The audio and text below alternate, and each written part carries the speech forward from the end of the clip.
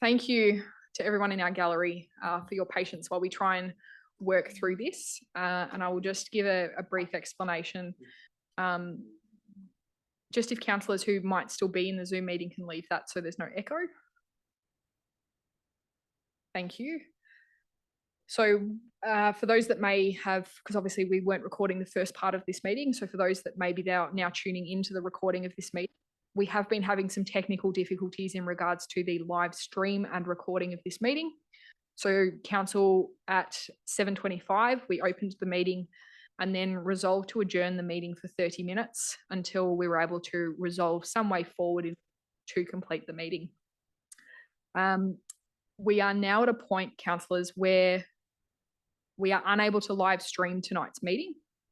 We do, however, believe that we have a way where we are currently recording this meeting that will subsequently be put on council's website as then the recording of this meeting. So whilst we cannot live stream, we are recording this meeting and the meeting is currently open to the public with members in our gallery.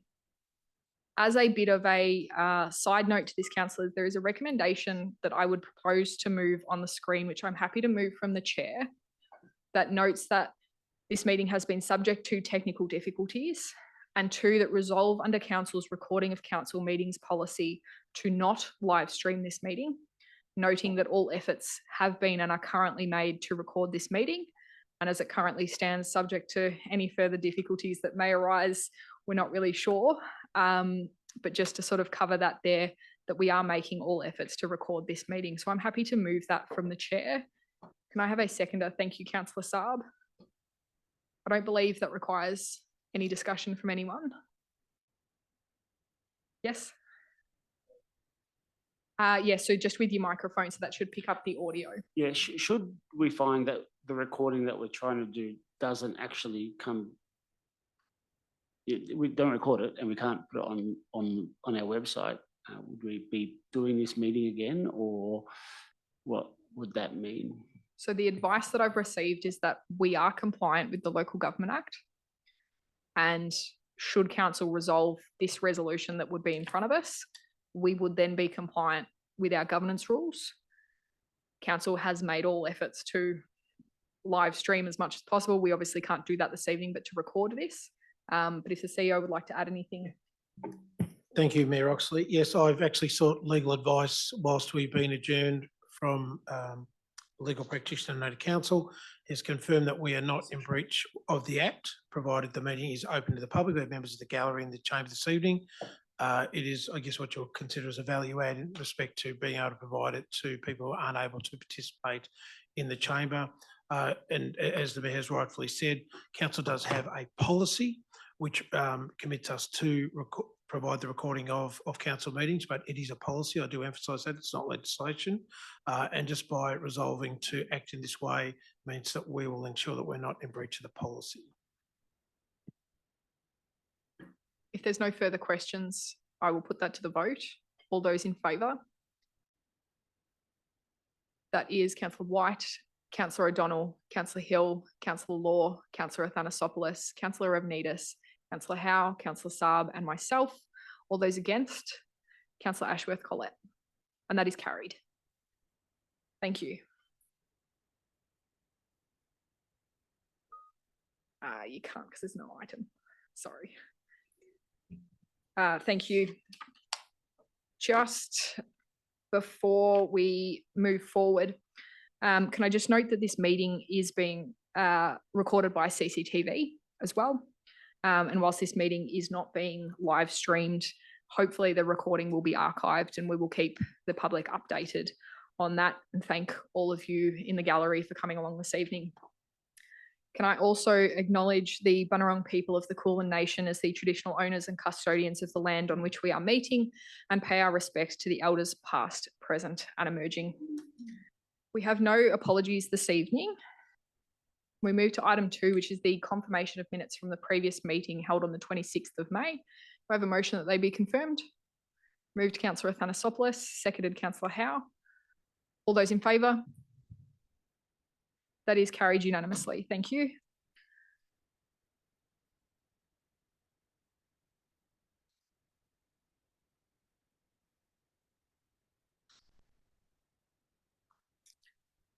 Move on to item 3, which is the foreshadow declarations by councillors, officers or contractors of any conflicts of interest this evening. Councillor Barb. Thank you, Mayor. Just like to declare a general conflict of for item 8.2 this evening. Thank you. We'll note that. Councillor Athanasopoulos. Yes, Mayor Oxley, a general conflict of interest for item 9.1 on tonight's. Thank you, Councillor Athanasopoulos. We'll note those 2 conflicts of interest. Are there any other conflicts of interest this evening? There being none, we'll move on to item 4, which is petitions. Item 4.1 is the first petition, which is Stop the 2024 Old Dandenong Road Upgrade Project. Councillor Athanasopoulos. Thanks, Mayor. Yeah, I'd like to put this petition forward for council, or for CEO consideration, I should say, and a response to council. Do I give it a bit of a spiel about what it's all about as well at this point? Just get a seconder. Seconder first. Yes. Do I have a seconder for that? Councillor Hill. Councillor Athanasopoulos. Yeah, so there's a little old road called Old Dandenong Road. Probably was used a lot more bit prior to the extension of Dingley Bypass.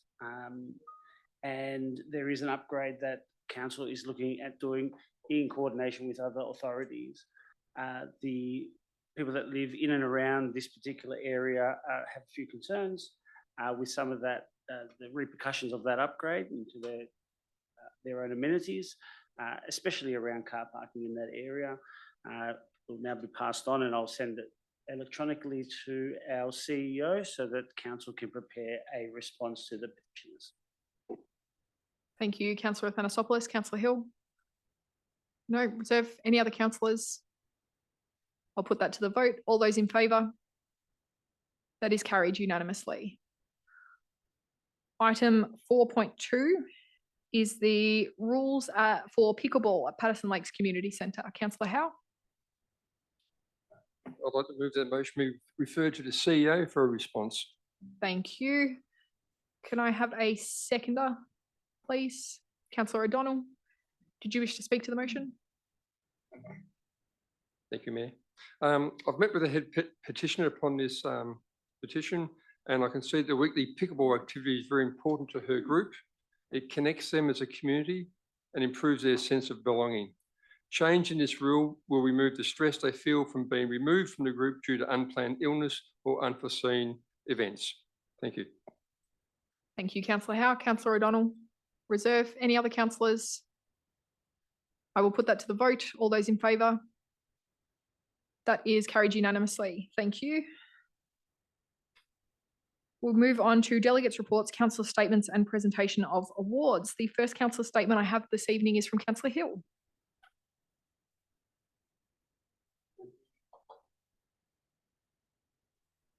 Oh, we might just need to swap mics.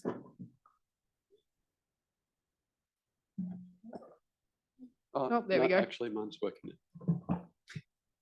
It's just been the night for it.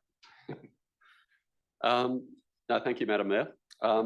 I just wanted to make a councillor statement on draft amendment GC 264. And I'd like to start by thanking Katya, Nikos, Narelle and the Stop the Tower group for inviting me to their community event at Mentone Station Gardens on Saturday, and also welcome them to our chamber this evening. The event was extremely well attended, with approximately 70 to 100 passionate locals who are upset with draft amendment GC 264 for a proposed 6-storey tower on a small patch of land at 79 Balcombe Road next to the deck of the station gardens. I'd like to acknowledge all those who spoke at the event, including the local member for Sandringham, Brad Rosewell, our General Manager of Planning in Place, Jonathan Gutman, and the Chair of Friends of Mentone Heritage Station Gardens, Dorothy Booth, who has been fighting to protect the gardens for over 2 decades and without whom there wouldn't be a Heritage Station Gardens worth protecting. Council have requested an extension for our submission, and we feel there is a far better outcome to be negotiated than a 6-storey residential tower on this site. Some community ideas have included an extension to the gardens, a train-themed children's playground, and possibly a small new hospitality venue that would complement the new business soon to open at the Heritage Station building. One idea Council have suggested is a land swap as part of compensation for the land we're losing at Sir William Fry Reserve due to the SRLL SRLA project. It's been an amazing achievement by Katia, Nikos, Narelle and all their supporters to bring together a group of over 300 passionate locals in such a short time frame. And I'd encourage anyone who takes an interest in the plans for this site to contact them through the Save the Tower Facebook group page. I'm sure they'll be very happy to have your support. Just a reminder too, that public submissions close this Wednesday at 2 p.m, which is less than 2 days away. So please ensure that you get yours in before the deadline if you're not happy with what's being proposed. Thank you. Thank you, Councillor Hill. The next councillor statement I have is from Councillor O'Donnell. Thank you, Mayor Oxley, and you're really going to love me for this one. I'd like to bring it to the attention of Chambers that we will be celebrating Mayor Oxley's 30th birthday come Sunday, and she's running away from us and going into hiding for this time. But I just wanted to make sure that we here on council, at council here with you, want to wish you the most amazing 30th birthday, and we can't wait till you're back so we can celebrate with you. Thank you.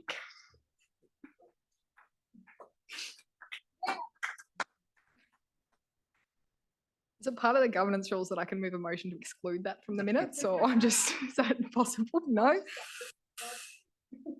Thank you, Councillor O'Donnell. Councillor Saab. Happy birthday, Madam Mayor. Oh, stop it. I wanted to talk about the week that we just had, which celebrated Refugee Week. It's a global event that celebrates the contributions, creativity and resilience of refugees and people seeking sanctuary. In celebration of Refugee Week, the City of Kingston screened an acclaimed documentary by a refugee who had travelled here, a photojournalist, Bharat Ali Batua. He's a multi-award winning documentary, and he's a photographer and a filmmaker. The documentary actually films Bharat's journey to Australia, fleeing prosecution in his homeland of Afghanistan, and it explores the lives of other asylum seekers that Bharat met along his journey. It's a really, really moving documentary, and I do highly recommend it to our community to watch. You can find it online by searching up Bharat Ali Batua, a refugee journey. I also just wanted to acknowledge at that particular event, we had, council had partnered with the Community Refugee Sponsorship Association, the CRSA. The CRSA support a group of people who are everyday community members who are wanting to help families in a larger capacity. So in Kingston, I know of a group of extraordinary individuals who have come together to offer holistic support, finding school placement and other life administrative things for a family that is migrating to our country, looking for better opportunities, often having to flee violence and war. They've done all of that and have brought a family from Syria, I believe, with 3 or 4 young children between the ages of 3 and 13 who will be arriving here next week in our beautiful city of Kingston. And I'm really looking forward to meeting this family. I've offered my support through my Arabic translations, my very poor Arabic, but my Arabic translations, and I offered my mum's generous home-cooked meals. I also wanted to talk about during Refugee Week that last Saturday, the Bayside Refugee Advocacy and Support Association organised a walk around Karkarook Park and invited local community members who themselves were either previously refugees and now citizens or are currently going through the process. The event was called A Walk with Refugees. Last year, this event saw refugee families in Kingston from India, Pakistan, and I believe from Afghanistan. This year, though, there was only one member from Syria, and apologies from families who live in Kingston from Palestine and Indonesia who have recently migrated here as well. The event wasn't just to walk with refugees, not just in step, but in solidarity with them. People who have fled war, prosecution, and unimaginable hardship came to Australia with hope that they would be protected, welcomed, and treated with dignity. Instead, many of them were met with a different reality: endless waiting, mental anguish, financial uncertainty, and a bureaucratic maze designed not to support them, but to wear them down. Thousands of people seeking asylum are stuck on a temporary visa. They can't build a stable future, can't reunite with their family, can't access basic services that most of us take for granted. They live in limbo, often year after year, with no end in sight. It's not just cruel, it's unnecessary, it's unjust, and it goes against everything we stand for our community as a council and as Australians. That's why we celebrate Refugee Week. And that's why the Back Your Neighbour campaign matters. This week, a delegation of Kingston councillors will be heading to Canberra for the national conference. Part of that work that I will be doing when I'm in Canberra is to engage with other councillors and other politicians, federal politicians, to promote the Back Your Neighbour campaign. This council, as an executive member, stands behind the core asks of the Back Your Neighbour campaign. That is, a fairer and faster pathway to permanent protection. People should not be left in uncertainty for 10 years or more. Australia can and must do better. 2, access to work, education, Medicare, and safety nets, because dignity is a privilege, it's not a right. 3, local government support. Because councils like ours have seen the human cost of delay and indifference, we're really truly asking the federal government to listen, to act, and to deliver the humanity and fairness that our communities believe in. And 4, we don't want a handout. What we want is a hand extended to those who need it most. These are people, not strangers.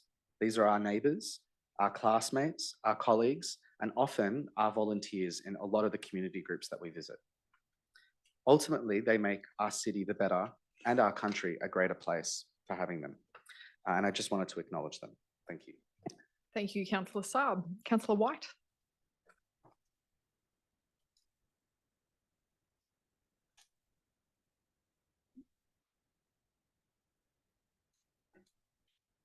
So I haven't really prepared what I was going to say about John Gerard, but the Dingley Village community has sadly had to say goodbye to him. I went to his funeral, maybe it was last Friday, and John was the treasurer of the Dingley Village Community Association, and when I first started, he had some inappropriate development that we voted on in council come up next to his property. And we actually got better outcomes, even though the legislation was changing. It went to VCAT, and we actually ended up getting better outcomes out of that. But anyway, so John basically was like, I told everyone to vote for you. And he just totally helped me out. I had really no idea what I was doing when I started as a councillor, and what I found out from his was that he was a little bit obsessed by it, but it was great. So he spent so much time with me trying to get better outcomes for the community. And he was really, so when everyone here is sick of hearing about Tootle Road, that's because of John. So I'm looking forward not to hearing about Tootle Road from John, actually. But he was just such an amazing man, so many friends, such a big personality, and he, just loved all the good things in life. And so it's a real loss for our community. But I just wanted to say something about John tonight. Thank you, Councillor White. Councillor Law.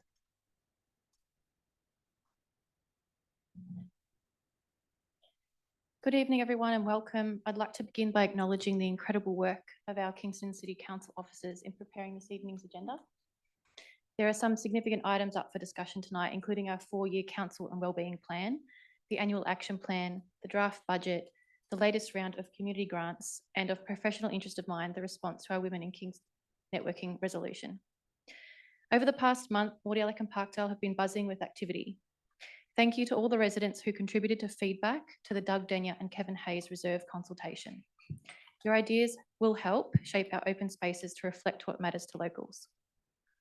We celebrated community spirit through events like the Bush Tucker Marbo Day morning tea, Warren Brown's drag trivia night, and the stunning Enoki art projection into the Kingston City Hall. The first of many comedy nights at Shirley Burke Theatre was a success, and I'd also like to remind everyone that the Youth Awards nominations are open until the end of June.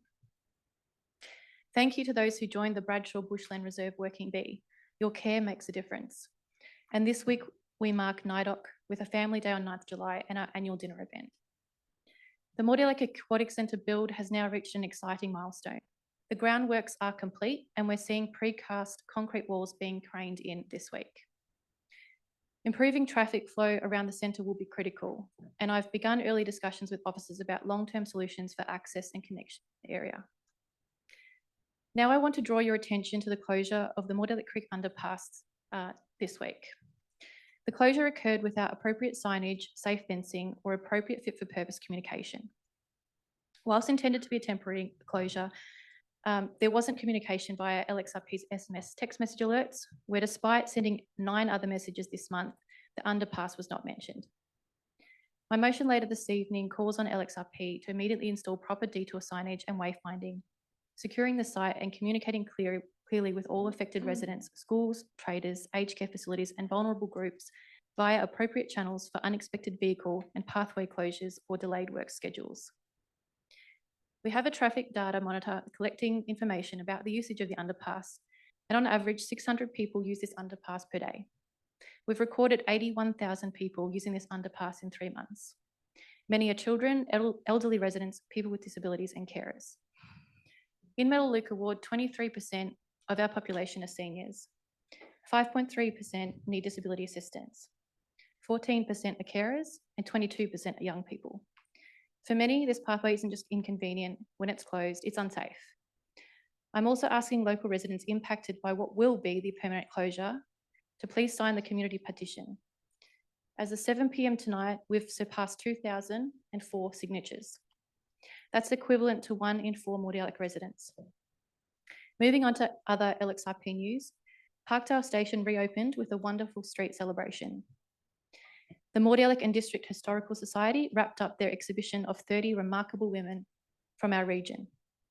However, whilst we celebrated some amazing women, in contrast, it was disappointing to see that only 5 women were nominated for the VLGA board out of 19 councillors. We still have some work to do. And I've written to several agencies urging more support for women in leadership. Thank you.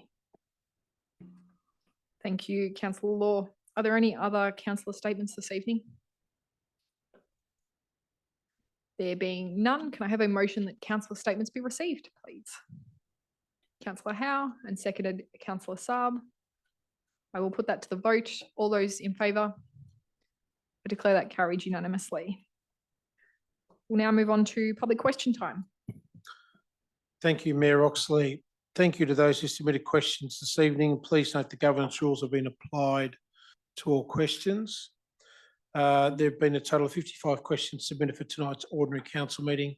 8 questions have been disallowed in accordance with the governance rules on the grounds that all of the 8 questions from their authors exceeded the question limit for an individual.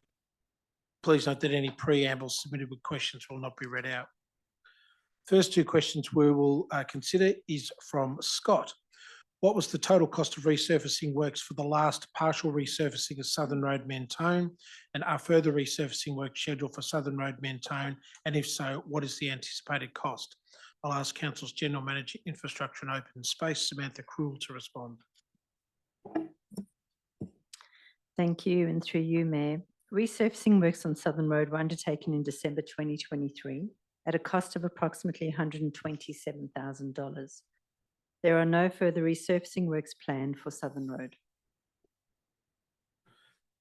The next 3 questions are received from Genevieve and Eileen. The questions are, what is the total number of first preferences for the A, 3-year-old and for the B, 4-year-old sessional kinder programs in 2026 at Bond Beach Preschool and at Patterson Lakes Kindergarten, respectively, as at 23 June 2025? And from Eileen, can you please share the combined total number of first preferences given to 3 and 4-year-old sessional kindergarten at Carrum Family and Children's Centre, Bond Beach Preschool and Patterson Lakes Kindergarten each year for the last 5 years? I'll ask Council's General Manager, Community Strengthening, Kate Waters, to respond. Thank you, and through you, Mayor. Council manages the Central Kindergarten Register. Through this, families nominate 3 sessional kinder groups, not as preferences. And as per their allocation policy, places are offered through a series of rounds.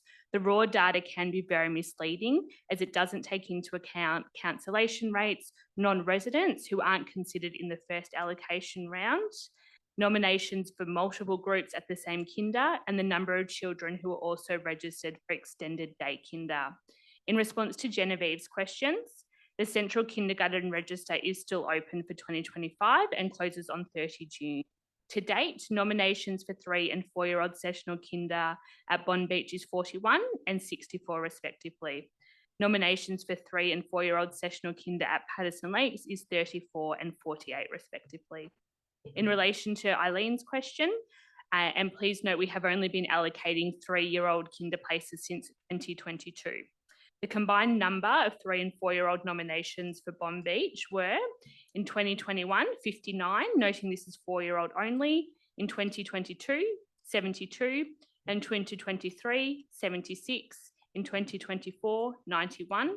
The combined number of 3 and 4-year-old nominations for Carrum were in 2021, 43, noting this is 4-year-old only, in 2022, 86, in 2023, 89, in 2024, 95. The combined number of 3 and 4-year-old nominations for Patterson Lakes were in 2021, 43, noting this is 4-year-old only, 2022, 72, 2023, 76, and 2024, 91. Thank you. The next questions are from Peter. My questions are directed to the Mayor, Councillor Oxley. Does the City of Kingston support the construction of a central pedestrian crossing across the Nepean Highway at Chelsea Station to enable more direct access to shops? And 2, what measures does Kingston propose to take to advocate the need for this crossing to the State Government and Minister Melissa Horne? I'll ask General Manager Infrastructure and Open Space, Samantha Krewell, to respond. Thank you, and through you, Mayor. Council does support this and has consistently advocated at officer level to the Department of Transport and Planning for a central pedestrian crossing on Nepean Highway outside Chelsea Station. The Department of Transport and Planning has advised that the footpath space outside the station is currently too narrow to safely accommodate pedestrians, raising concerns that this could lead to pedestrians being pushed onto Nepean Highway. Council will continue to raise this issue with the department and the local MP to reconsider. Pedestrian connections in the area will also form a key part of the future development of a Chelsea structure plan. Thank you. The following 17 questions will be read concurrently, and there'll be one general response for them. They all relate to the community local law that's currently out for consultation. First question from Jennifer. Will Council be amending the Community Local Law 2025 document to existing access from private gates to parks in the Foreshore Reserve will be retained? From Christie, will Council amend the Community Local Law document to ensure existing access from private gates to parks in the Foreshore Reserves will still be retained? And has the Council considered the disruption and antagonism this will create in the community that has been used these access points for a century or more? Has the Council considered the importance of these private access points have benefits? From Joanne, clarification of the proposed bylaw for private gates leading to the foreshore and bike tracks. The draft clearly states all gates, but the outline summary says new gates. Which is it? And when would the draft be amended? Why is this being changed? From Andrew, as per the 2025 draft revised local law 132.1, is it Kingston Council's intention to unilaterally prohibit access to a property abutting council land or foreshore reserve via the council land or foreshore reserve, including the existing private gates? From Alex, regarding clauses 131 and 132 of the new community local law, why don't you consult with the affected homeowners about this? What exactly are you trying to achieve with these 2 clauses? Living on Camp Street, there is no footpath, it's just a street. So how are we supposed to get to your so-called access points? We didn't even know about this until another resident put a flyer in our letterbox. What if I needed to hire a fence repair professional to repair an existing fence? Questions from Jackie. Why does the document on council website summarising proposed changes to local laws 2025 bullet point 2 read no new gates from private homes to public parks and the foreshore, when the intention is to ban all access from private gates, an intention that is hidden in the details of the proposed laws in clause 131.1? Why has the council failed to actively seek community feedback on this proposed change to the local laws through the use of social media and other forums, as they have done for other community projects such as the upgrading of playgrounds, playground equipment at Garside Reserve and the speed limits on the Nepean Highway in Edithvale, for example? From Fiona, I bought my property 4 years ago specifically for the beach access. What are council going to do about the drop in resale value due to this new law? Will the price drop be reflected in our rates? from Kate in relation to the community local law update published on 16 June 2025, specifically in regards to point 2 of the key sections of community interest, no new gates from private homes to public parks in the foreshore. Can you please explain why you are then proposing this to be included in your proposed local law when you already have adequately covered this within your Kingston planning scheme?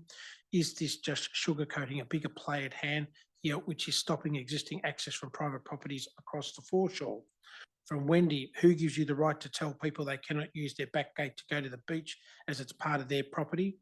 From Gillianne, can you please confirm whether the proposed local law in regards to access to the foreshore from private property will affect existing access from private properties to the foreshore?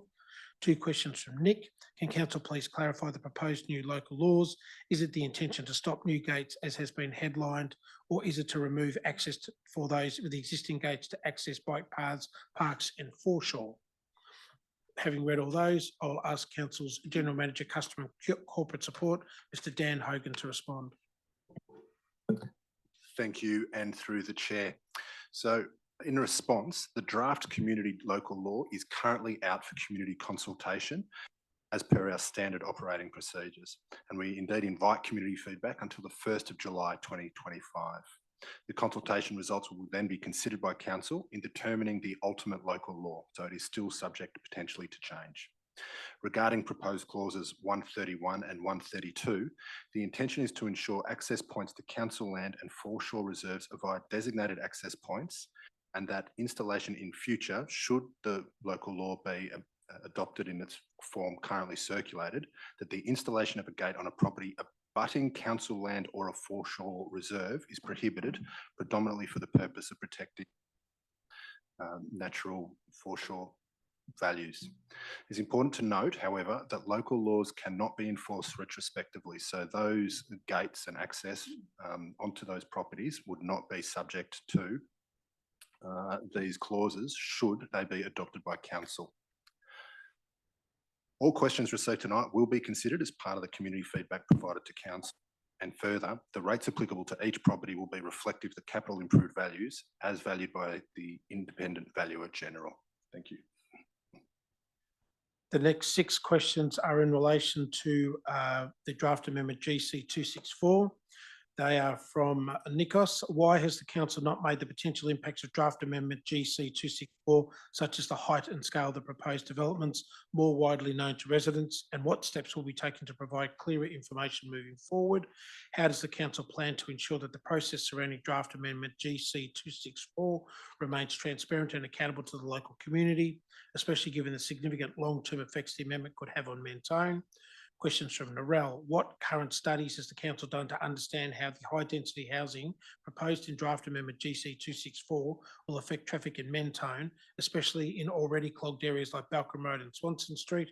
And what concrete plans are in place to stop these developments from making our parking problems worse or putting even more pressure on local transport infrastructure that's already struggling to keep up? And when does council intend to submit their responses to the proposed GC 264 planning amendment, and will this response be made public? And does council delay in response GC 264 have an impact on the timeframe of decision making by Department of Transport and Planning? I'll ask Council's General Manager of Planning and Place, Mr. Jonathan Gutman, to respond. Thank you, and through you, Madam Mayor. Planning Scheme Amendment GC 264 is a planning scheme amendment being put forward by the Victorian Government. The exhibition of Planning Scheme Amendment is not being administered by Council, nor is Council the authority determining the Planning Scheme Amendment. The Engage Victoria website indicates that amendment process to rezone land and apply the specific planning controls to surplus government land created by the level crossing removal project at Cheltenham and Mentone railway stations. The website indicates that following the consultation period closing 25 June, the Minister may decide to refer this matter to the Priority Project Standing Advisory Committee for further advice on the draft amendment. Due to the very tight timeframes imposed by the State Government Department of Transport and Planning, Council has asked for an extension of time to make a submission. This is to allow the Council to hear from the community on items the community wish to raise in relation to the amendment prior to settling a final submission. Council has sought an extension to its July ordinary Council meeting on 28 July 2025. The council does not believe that the minor delay in processing the amendment will impact on the timing of the amendment. Como Ward Councillor Chris Hill and I attended a community meeting on Saturday, 21 June 2025 to assist members of the community with any questions relating to the amendment, and council officers who assisted wherever possible answering community queries. Should the community have a view on the manner in which the exhibition process has been carried out, this feedback should be provided to the DTP. In terms of ongoing feedback regarding processing of Amendment GC 264, this will be a matter for the Department of Transport and Planning, but officers will, through the draft submission, convey the community's interest in the Mentone component of the amendment. Officers have and will continue to assist the community with queries on the amendment. The council will be carefully reviewing the traffic implications of the proposed amendment for the site, given it fronts Balcombe Road and high volumes of traffic move through this location. The site also has very limited direct site access opportunities. Council will also be raising the importance of Vic roads and the Department of Transport carefully considering the traffic implications of the amendment, given the designation of Balcombe Road as a state road. Thank you. Two questions from Simon. Some years ago, I had a discussion with CEO John Nevins and Councillor Gledhill, who was advocating on behalf of Parkdale residents for the upgrade to Parkdale shops. Can council confirm, one, this upgrade was budgeted and advocated by a previous council, not the current council? And second question, that the community, shop owners and residents will be properly consulted, noting the significant disruption to the area over recent years. I'll ask General Manager Planning and Planning Jonathan Goodman to respond. Thank you. And through you, Madam Mayor, early plans for the Parkdale Shopping Centre were paused due to the announcement and subsequent works of the level crossing removal project. While the station is now operational, funding for streetscape improvements was not provided. Due to the extent of the LXRP works, council was unable to progress planning for streetscape upgrades until the LXRP works were completed and the impacts on the shopping centre were known. This was to ensure any investment from council was not impacted by the LXRP works and that the businesses already challenged by the impact of LXRP were not further disrupted. On approval of the draft council budget 25-26, officers will work to prepare a consultation plan to ensure community and trader engagement is central to shaping of the design. It is expected that following the engagement process, it is hoped that construction will begin in late 2026-27. Thank you. Next three questions are from Colin and Arena. Questions from Colin. Why have you written that your long-term council rating plan projects further 3% annual rate rises upon the Kingston community after this current year 3% increase? And for a further 9 years, you are projecting forward, yet your table on the same page, page 806, shows you projecting a 2.75% increase in the next year, 26-27, and 2.5% increases each following year. Is this a mistake? Question from Irina. Is it true that councils seem not only to be voting for a 3% rate rise for 1 year, but also to adopt the 2025 to 2035 financial plan and 2025-2029 revenue and rating plan, which projects as an estimate 3% rate rises for the next 9 years, page 663. Is that correct? I'll ask Council's Chief Finance Officer, Bernard Rowan, to respond. Thank you, and through you, Mayor Oxley. The draft financial plan is a 10-year document, and officers have summarised the plan assumptions on page 6 of the plan and page 806 of the meeting agenda. The financial modelling underpinning the plan assumes that there is alignment between forecast inflation and the rate cap in future. The inflation assumptions are sourced from available Treasury forecasts. The alignment between inflation and the expected rate cap is consistent with the practice adopted in previous financial plans and is a realistic assumption to underpin financial planning. Each year, the state government will set the rate cap and council will resolve the rate increases as part of the annual budget process. The financial plan is setting realistic planning assumptions but does not commit council to future rates decisions beyond the budget year.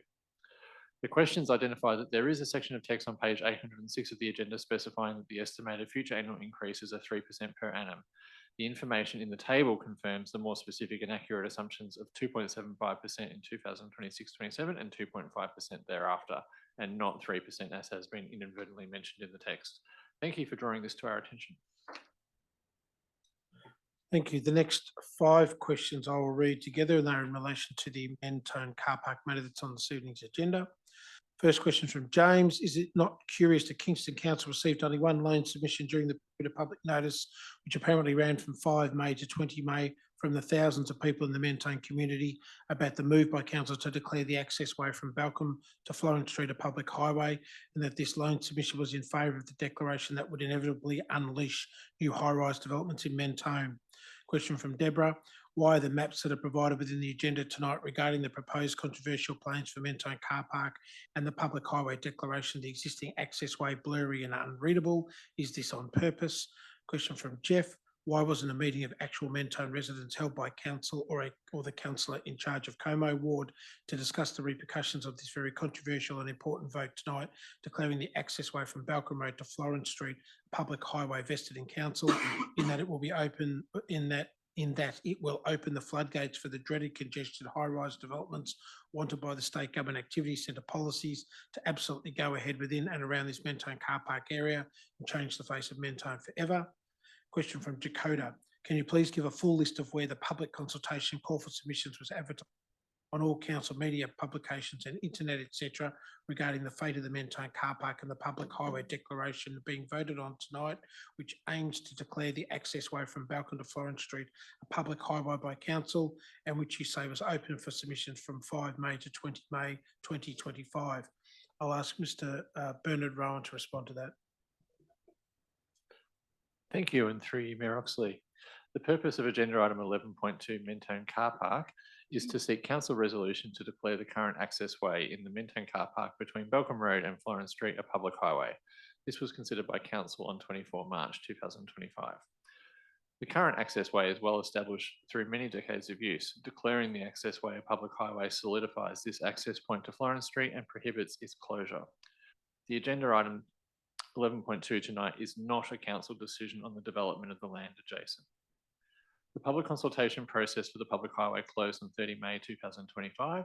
Officers sent letters to the adjoining properties advising of the proposed declaration of the public highway access way between Balcombe Road and Florence Street, Mentone on 28 April 2025. A public notice was published on council's website on 2 May 2025. Officers provided 28 days to respond.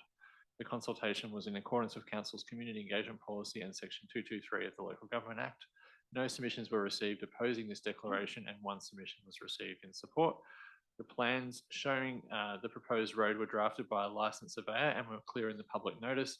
The plans in the agenda for the ordinary council meeting tonight highlight the location of the access way. Thank you. Next question is from Tassos. Why does council appear to have different policy on park/public lighting according to the social economic demographic and the suburb the lighting is installed? And what is the difference other than one is used by walkers and joggers and dog owners and the other park is an off-leash dog park? I'll ask General Manager Infrastructure and Open Space, Samantha Krewell, to respond.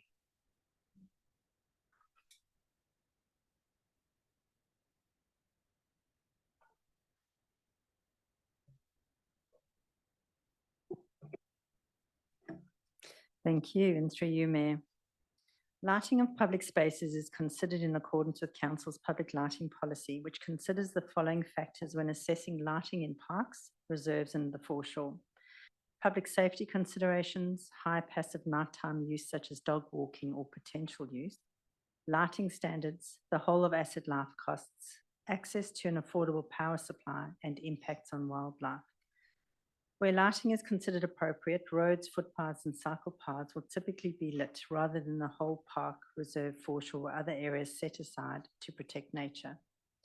At Keeley Park, nearby sports ground lighting illuminates most sections of paths. In addition, as I understand officers have advised Tassos, we have a lighting consultant currently reviewing lighting levels and potential lighting solutions to ensure all paths within Keeley Park are well lit for users. An update will be provided to Tassos following these investigations. The next two questions are from Stephen. How long do the people who were selected to be on the special 48-person community engagement panel, whom you consult on the health and wellbeing item on page 397 of this agenda, stay on this panel? And how often are these people changed out and do they get paid? This will be responded by General Manager, Customer and Corporate Support, Dan Hogan. Thank you. And through the chair, The representative community panel serves a 2-year term with members committing a significant amount of time to participate. Of course, if they wish to leave earlier, they may. In recognition of this contribution, they receive a $50 payment per session. The next 2 questions are from Rose. Do the private companies and businesses which operate on the Moorabbin Airport land pay council rates? If they do not, does the Goodman Group, who lease and control that land, pay any council rates? I'll ask Council's Chief Financial Officer, Bernard Rowan, to respond. Thank you, and through you, Mayor Oxley. The aeronautical functions of the airport do not pay rates. Businesses within the airport land that are not aeronautical functions pay rates. We do not normally comment on individual ratepayers. Thank you, Madam Mayor. That concludes public questions for this evening. If I just may inform the councils that we will contact each of the authors of the accepted public questions this evening to ask if they would like a written response in the absence of them not being able to listen online this evening. Thank you, and thank you to all of our submitters this evening. Your questions each and every month on those issues are certainly valued.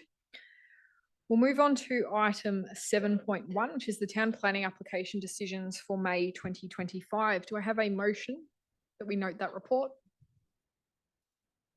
Moved Councillor O'Donnell, seconded Councillor Howe. I'll put that to the vote. All those in favour? That is carried unanimously.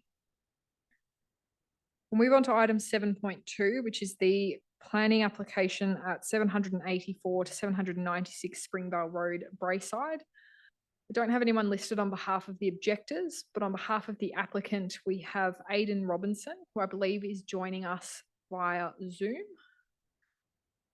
We'll just see if they are in the meeting. Hello, Aidan, can you hear us? I can. Perfect. So up on the screen, you will see a timer of 4 minutes, I believe. Thank you. And once you start speaking, that timer will count down and you are ready to go whenever you are. Okay. Thanks for the opportunity to speak tonight. I'm speaking on behalf of the Freccia Azzurra Club, excuse my pronunciation, who are located at 784 to 796 Springvale Road, Brayside. The club was established in the 1960s and is built around local families and a connection to the local community. The project before council involves the upgrading of the site to include a new and larger soccer pitch at the rear of the land, and also includes new lights and fencing and temporary change and game facilities. The key purpose of the project for the club is to provide for updated and Football Victoria compliant soccer facilities on the site, and those updated facilities will particularly support the expanding Juventus Youth Soccer Academy project that's already on the site, which involves youth in the local area and also the new connection with the Mazenod Football Club, which is looking to expand training and games on the rear of the site as well. The project will provide the club with significantly greater opportunity to connect with the wider community, including and importantly with the younger cohort through those academy projects, and the local families through hosting more soccer games and trainings throughout the year. In terms of the planning outcome, it's fairly straightforward. Noted in the delegates' report, the application is very consistent with the objectives and purposes of the Green Wedge Zone and its related planning policies. The outcome provides for increased open space areas overall, more landscaping across the site. It preserves, accordingly, the open and natural and green characteristics of the surrounding area, and also protects the existing native vegetation both on the site and adjacent, and therefore aligns very closely with the Kingston Green Wedge Management Plan. The outcome will allow for the continued and strengthening functioning of the club, and that's the really important outcome here, is that, as you can imagine, the club over the years starts out in the 60s and it's a very different time. They need to change and look for new ways to gather new parts of the community and get them involved in the club. And this project really does that for them. But it also does it without, importantly, reducing car parking on the site. So it's been managed and reconfigured to keep, in fact, increased by one space. It doesn't remove any significant vegetation, and it doesn't have an impact on the surrounding properties. And we note that it didn't receive any objections throughout the application process. That's all I've really got to say tonight, and I look forward to hopefully your support, and would welcome any questions if there are any.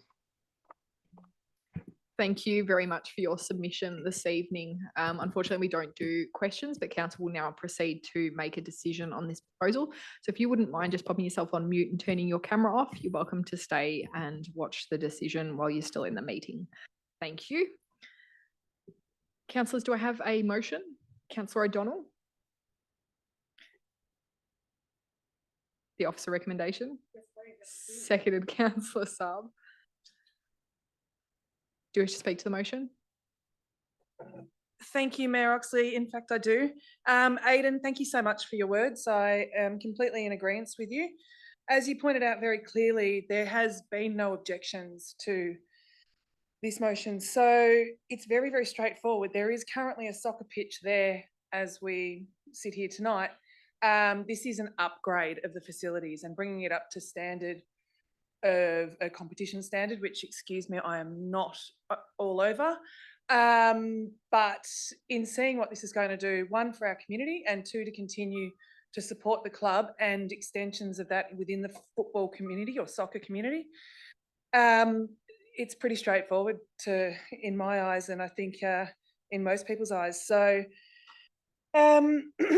the club has my utmost support with this pitch moving forward, and I hope to see that the rest of my council is in agreement with me. So thank you very much.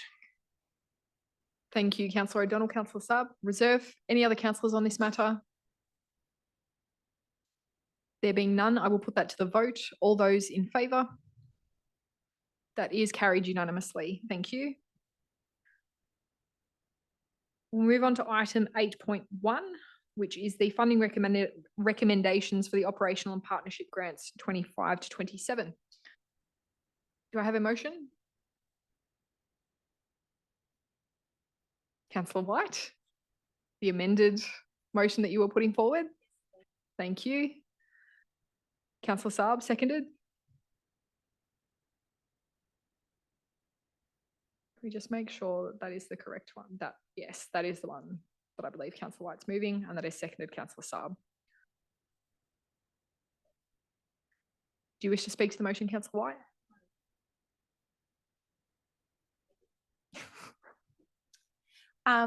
So a few of us have been working with Make a Difference, Dingley Village, and what's happened is the philanthropist that usually funds them a bit of extra money each year is no longer funding. And they have this amazing woman, Kate, there. She's a financial counsellor that's saved, our community in need millions of dollars over the last couple of years. And so this amendment, and she'll have to be stood down at the end of this month if we can't give them. I think they need.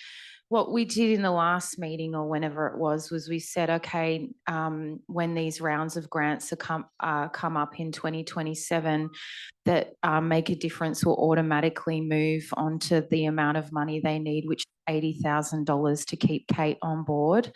So this is just giving Dingley Village that extra top up over the next couple of years, so to make sure our community still access that service. Thank you, Councillor White. Councillor Saab. Reserve. Any councillors on this matter? Councillor Ashworth-Collett. I'd like to speak in support of this amendment to increase the funding to Make a Difference. It's more than just a funding line. It's about supporting real people in our community who are struggling. Many are facing food insecurity, housing stress, and unexpected hardship. And local groups like Make a Difference are at the front line of this. They've been serving the Kingston community for over 40 years, And although they might not be the biggest organisation, they've supported thousands of people with their limited resources, which makes them quite remarkable. Their volunteer-run food pantry is just one example of how they respond when there is the greatest need. This additional funding over the next 2 financial years will help continue their financial counselling service, which is more important than ever. It supports Kingston residents in taking control of their finances, understanding their situations and planning a way forward. It's about long-term stability, not just about short-term relief. And with this amendment, we have an opportunity to recognise their contribution and help them continue this vital work. Thank you, Councillor Ashworth-Collett. Any other councillors? Councillor Law?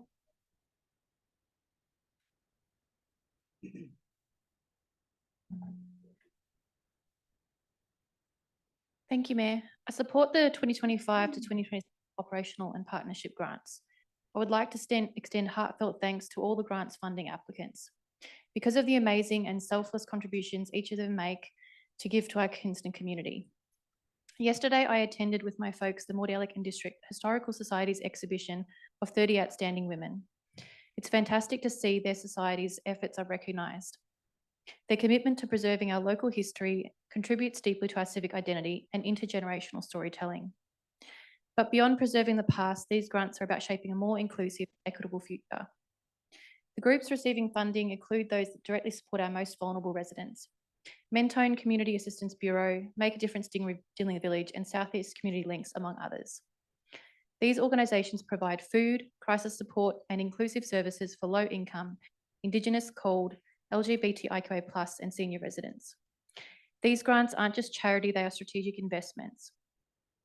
Research published in the Australian Journal of Public Administration 2021 and the Third Sector Review in 2020 shows that when local governments prioritise equity in grant making, we strengthen social cohesion, improve civic trust and reduce long-term community health and justice costs. And Kingston's grants policy reflects this. The Operation and Partnership Grants team is governed by a 3-year rolling model, supporting organisations with stable funding to deliver high-impact mission-aligned services. Evaluation follows clear risk-managed processes via either formula-based allocations or annual merit-based evaluations by an independent grants assessment panel. They're not one-off handouts, they are rigorously assessed, strategically aligned and transparently administered. The policy also embeds the Charter of Human Rights and Responsibilities and ensures that groups supporting women, people with disabilities or Indigenous communities receive the attention and weighting they deserve. Kingston has a commitment to equity, fairness in funding and support for the grassroots organisations that hold our community together. I thank the council officers and the grants panel for their integrity and assessments, and I look forward to seeing the positive impact of these partnerships in the coming years. I also support the amendment of Councillor White to increase grants funding for Make a Difference Dingley Village. While we do have multiple financial and counselling services in and around Kingston, this unique organisation is unique in its local response. It established trust with vulnerable residents, particularly women, families under mortgage stress and those facing complex hardship. Yes, there are other agencies like SECL and Salvation Army, but many have postcode limitations or wait lists up to 12 weeks. Make a Difference Dingley Village currently has a small wait list and only a 0.4 FTE capacity. This amendment allows for a modest stopgap funding while council reviews its grant model. Whilst the loss of philanthropic funding is unfortunate, it's not mismanagement, and this amendment ensures continuity of support for vulnerable residents who might otherwise fall through the cracks. Thank you. Thank you, Councillor Law. Any other councillors wishing to speak to the motion? Councillor Saab. Thank you, Madam Mayor. I'm very clearly in support of this motion, seconding it. I just wanted to make note that ordinarily out of cycle additional spends to grant programs that are kind of outside of the scope of the regular process and rigor that we go through to get to the recommendations through our independent panel and elsewhere, I ordinarily would be against because I have a lot of trust in the system and processes that we've set up to be able to allocate and recommend funding. Obviously things kind of slip and this council in particular has highlighted the need for additional support for our community support programs and community groups. But I just wanted to highlight that in this instance, it's actually totally justified. The work that Make a Difference Dingley Village does is I would think incomparable to what other groups offer. They have a unique service offering that is, like Councillor Law mentioned, localised to that particular community. That was really well put, I thought. Not only that, but they are specifically targeting our Kingston community that are in need of help. So I know a lot of groups offer support for anyone who comes in and they don't turn people away, but they prioritise supporting our Kingston families that are doing it tough, that do need those supports. And that particular note of support in this instance is really going to go very far because it is supporting specifically the financial counselling services. And just one conversation with that amazing individual, you can find out actually how much help and support they do provide to any individual who comes and speaks to them or any family that needs it. You know, I've heard stories of them saving up to 100,000 for one particular individual, all for the minimal amount of support of, I guess, 80,000 and 30,000 for what she gets paid for in the year for a couple of days of work. So it is invaluable. I do commend Councillor White for putting that motion together. I did just want to also acknowledge the tireless work of Marion, who works really hard to make a difference and has so for decades, I believe now. That's all. Thank you. Thank you, Councillor Saab. Any other councillors? I will put that to the vote. All those in favour? I declare that carried unanimously. We'll move on to item 8.2, the funding recommendations for the festivals, events and creative activities grants. Councillor Saab. Sorry, Mayor. I'd just like to declare a general conflict of interest in this item as although we are not awarding it in this particular round, I am part of the executive of a particular community group that is the recipient of this grant stream. And for the sake of transparency, I believe I should declare a conflict. Thank you.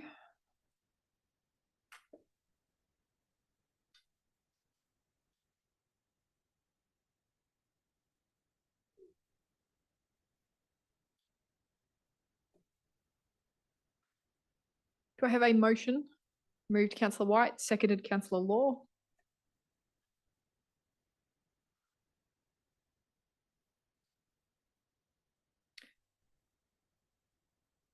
Do you wish to speak to the motion? Yes.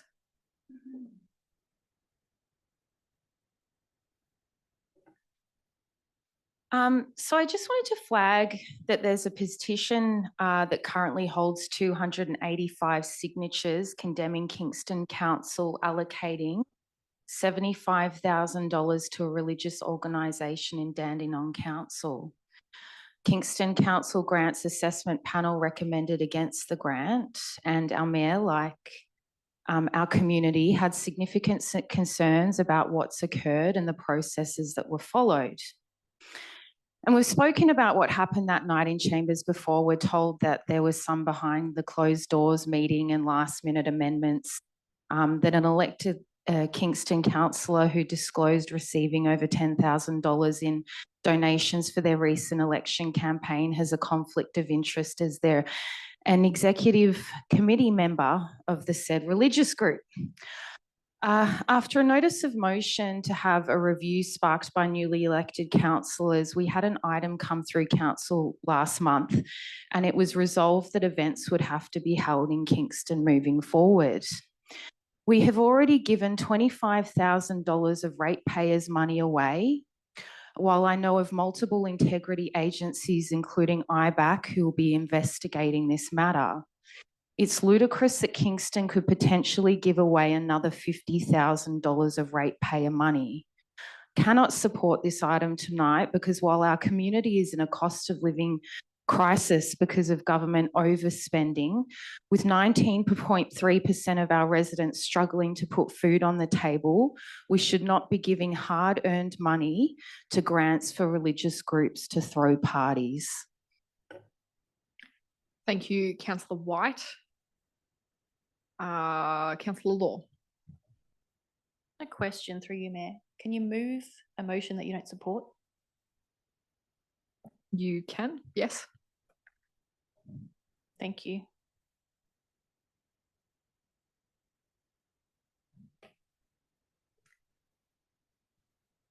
I am in full support of the community festivals, events and creative activities grants 25 to 27.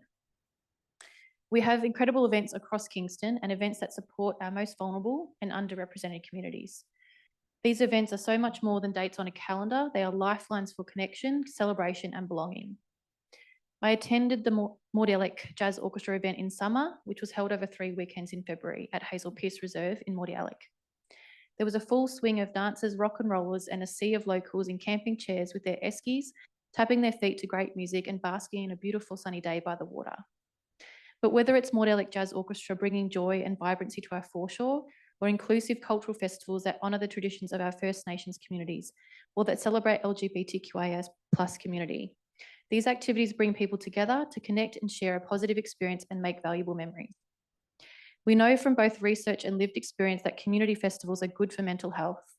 They reduce loneliness, give people a sense of identity and purpose, and allow us to see and celebrate the diversity around us.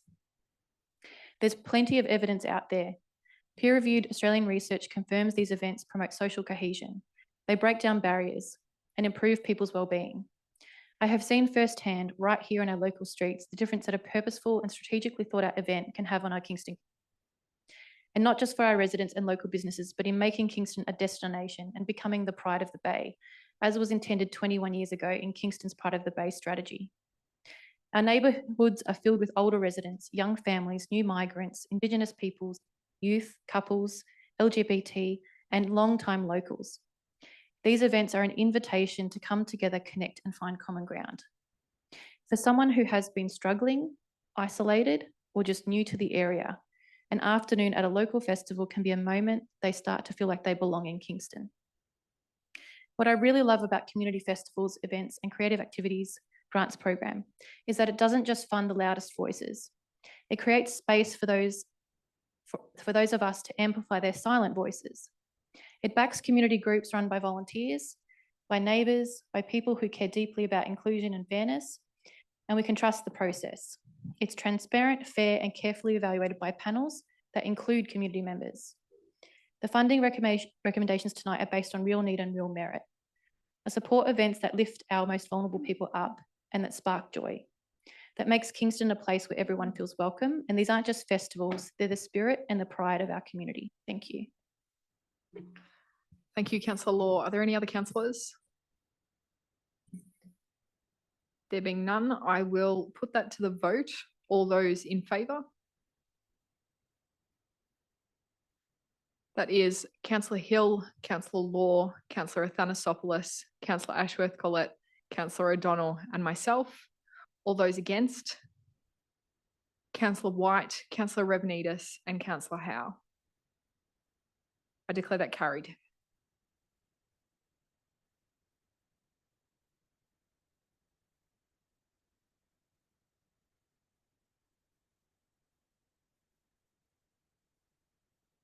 I'm assuming does someone get?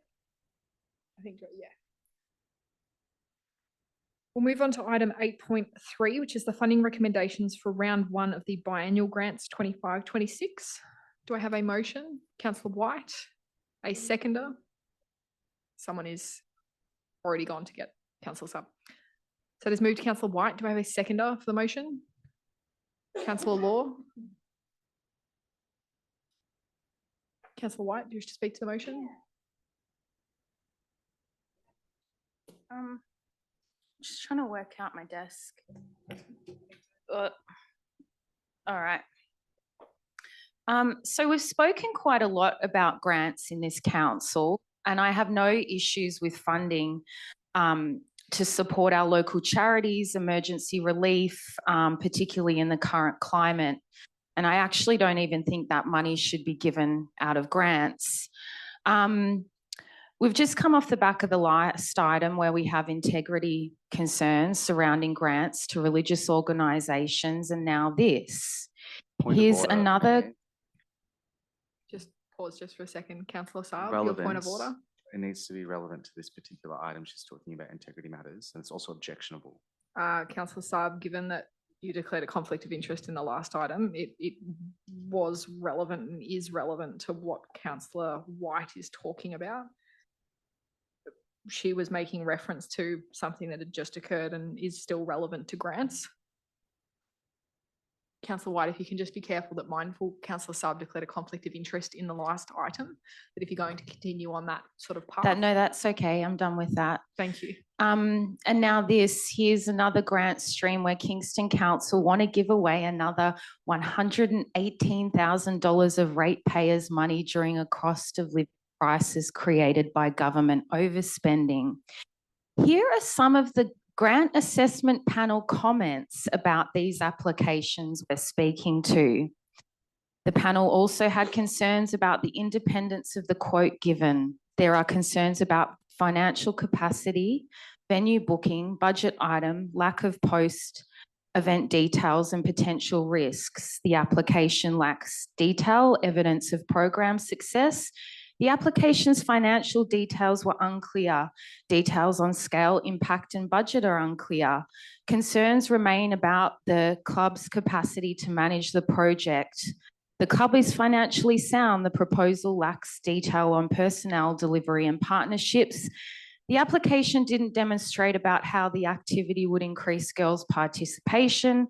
The panel raised questions about the application's financial situation. They run at a loss, however, have significant cash reserves and the proposed use of funds for operating costs.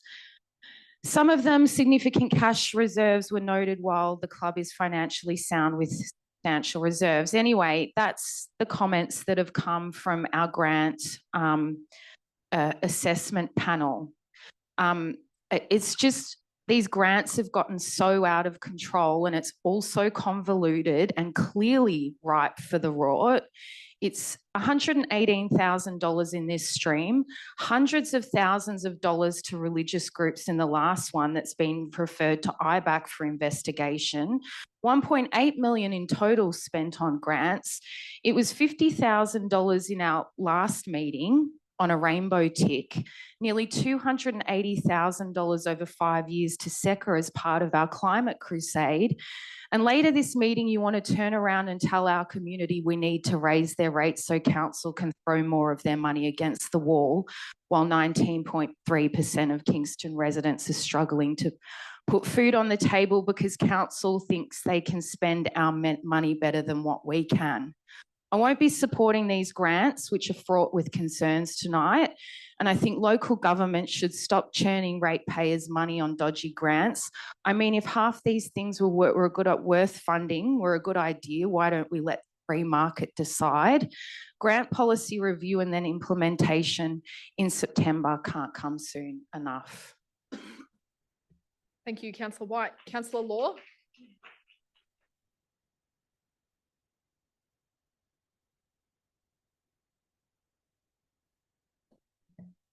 Thank you, Mayor.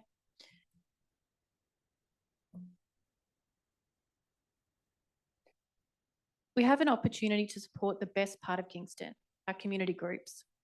The community biannual grants for 25 to 26 are more than just financial allocations. They're investment in resilience, in connection and inclusion. The panel has carefully assessed 33 eligible applications and 26 are recommended for funding, with 5 receiving full support and 21 awarded partial grants. Although what does stand out is how well the process is aligned with our Kingston grants policy and our guidelines. There is integrity, there is transparency, there is equity, and emphasis on access and inclusion were upheld at every step. From conflict of interest declarations to the involvement of a probity advisor. These grants directly support projects that echo our council plan. They touch on climate action, health, arts, youth support and equity. This round includes a wide range of local initiatives and I want to highlight those close to home. In Parkdale, we have initiatives supporting women's health, programs run by and for migrant seniors and creative workshops helping young people process life through art. In Mordialite, groups are connecting culturally diverse communities through music and storytelling, while others are using sport to foster a belonging for at-risk youth. These are the groups that we're here for. We know from recent research that place-based, the evidence from respected Australian journals clearly shows how empowering community-led solutions results in better outcomes for vulnerable and underrepresented groups. and reduces long-term strain on other services. It's also worth recognising that our policy gives consideration to equity, diversity and social impact, and that's what we should be proud of and continue to embed in our decision. By supporting these recommendations, we're backing Kingston residents who are giving their time, their talent and compassion to build something stronger and celebrating what community empowerment can achieve when we provide our support. Thank you. Thank you, Councillor Law. Are there any other councillors wishing to speak to this motion? Councillor Athanasopoulos. Thanks, Mayor Oxley. I just want to send a congratulations to some people that are in here. I mean, like things like running in the park seem to be like a really, I don't know, good thing to kind of support from council. Park run's actually quite good for the community, I would have thought. And I don't know, last time I checked, when I went to one, I didn't see too many brown paper bags hovering around that. But there are other things that are really critical and important and really good for the community, because not everyone is necessarily able to attend park run or has the capability of being part of that community. And that's why we try to expand that support to all sorts of groups, be it a community group or a religious group. I personally am not, albeit baptized, I'm not actually really that religious myself, but I do appreciate the value that either religious or non-religious, community groups, athletic groups, any groups in our community that can actually help. And if we want to talk about a return on investment, I suggest that people do some research on that return on investment. And when these organisations that are pretty much volunteer run are being compared to the market for delivery, I think there's a bit of a concern, because at the end of the Point day... of order. Your point of order is, Councillor O'Donnell. Expressing a difference of opinion to a councillor. I'm not sure that that would be a point of order in relation to what Councillor Athanasopoulos has been saying. Yeah, I might also just add that it's not just any one councillor that says this sort of commentary. I think you can find it out in the community. It's a very general comment. I'm happy for you to continue. Oh, thanks. So yeah, it's very important that we do find ways to fund them, especially if we're looking at finding ways to make sure that our community is looked after, that we ensure that money is spent appropriately, and that we acknowledge that market forces don't always deliver community-based programs for our community. So I think I'll be supporting this. Thanks. Thank you, Councillor Athanasopoulos. Are there any other councillors on this motion? Councillor White, do you wish to close? I will put that to the vote. All those in favour? That is Councillor O'Donnell, Councillor Hill, Councillor Law, Councillor Athanasopoulos, Councillor Ashworth-Collette, Councillor Revenidis, Councillor Howe, Councillor Saab and myself, and all those against, Councillor White, and I declare that carried. We'll move on to item 8.4, which is the response to the notice of motion, multicultural communities in relation to their interest in participating in first aid training. Do I have a motion? Councillor Ashworth-Collette, a seconder. Councillor Howe. Councillor Ashworth-Collette. I'd like to thank the officers for their consultation with community around this notice of motion and for compiling a detailed and thoughtful report.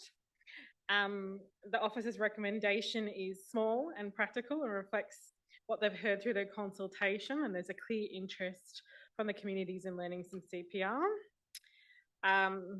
A subsidised CPR lobe course is a great starting point, and I'm strongly supportive of the officers' recommendation. It's an efficient way of building confidence and capability in emergency response skills, and a $20 fee from people participating is a good balance between affordability and commitment. And thanks to all the staff again for their work on this.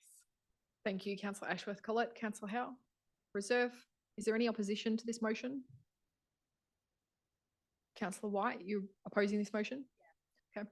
Are there any other councillors? Councillor White, do you wish to speak? And then I'll open it up to the floor.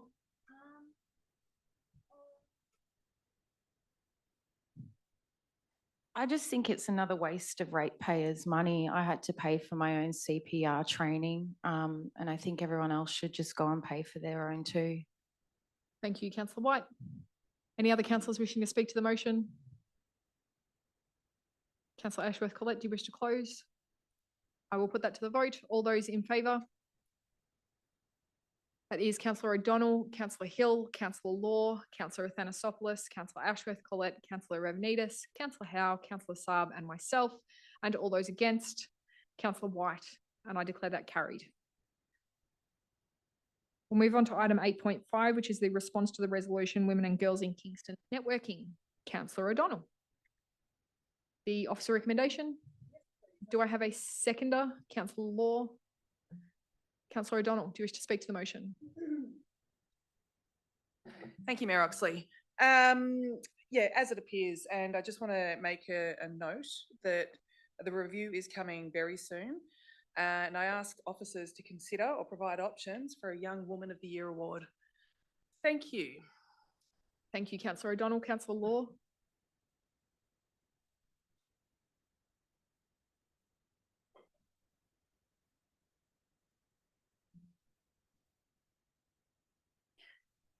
Council's efforts like the Women of the Year Awards, Kingston Kickstarters and our Youth Leadership Program are incredibly valuable to young women in Kingston.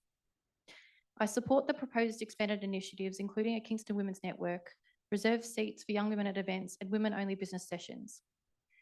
If you're wondering why the emphasis on women, did you know that the Kingston Women of the Year Awards, started by our Mayor, and happy 30th birthday, were started because no women were nominated for the Citizen of the Year Awards. And as recently as last year, when I attended the 2024 Kingston Sustainable Business of the Year Awards, 90% of the people in the room were men. Too often, the women in our community leading essential organisations that add value to the lives of our residents are not valued for the tireless efforts they make to make our home a great place to live, work and visit. I support any initiatives which support women, but I think we can do even better. We can reserve seats at the table for women and give them a muffin, but we can and should do more than that.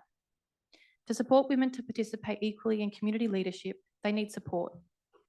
We need systemic change and advocacy from those sitting around the table. If we consider our women councillors around this table, a recent report published by VLGA found women councillors spend on average 32 hours a week on council duty.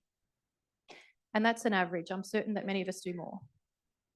Yet we receive no salary, no superannuation, no sick leave, no maternity leave, and protections under the work health safety obligations. Point of order, relevance.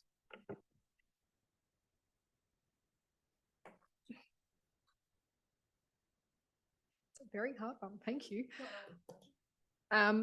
Councillor Law, if you can keep it as relevant as possible to the motion. I get where you're going, but this is in relation to what you see on the screen. So, yeah, fully understand. If you can keep it relevant to the motion that's on the screen, that would be very much appreciated. Thank you, Mayor. We need support. We need to support our female community leaders and our future community leaders. The Productivity Commission reports show that improving women's participation is not just good ethics, it's good economics. And the federal government's Women's Economic Equality Task Force makes it clear. We need to unleash the full capacity of women to grow our economy and our local communities. So let's support these initiatives, yes, but don't stop there. We should reflect on the lived experience of women in leadership and lead by example. Women need long-term viability, support for women who are and who have potential to become community leaders in Kingston, and for women who will lead our future ahead of us. Therefore, I'd like to propose an amendment. Yes.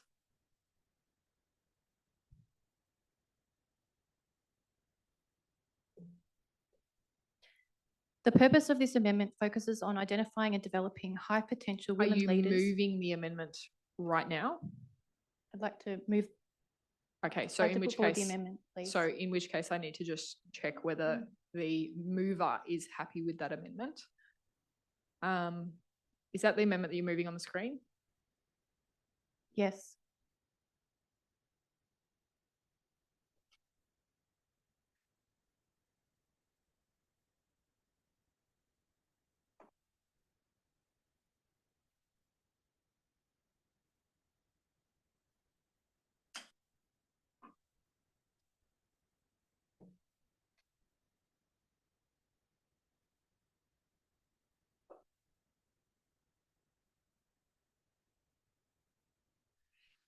Councillor O'Donnell, do you accept the amendment? I do not, as it's not relevant to the motion and it changes its intention. I will seek a seconder.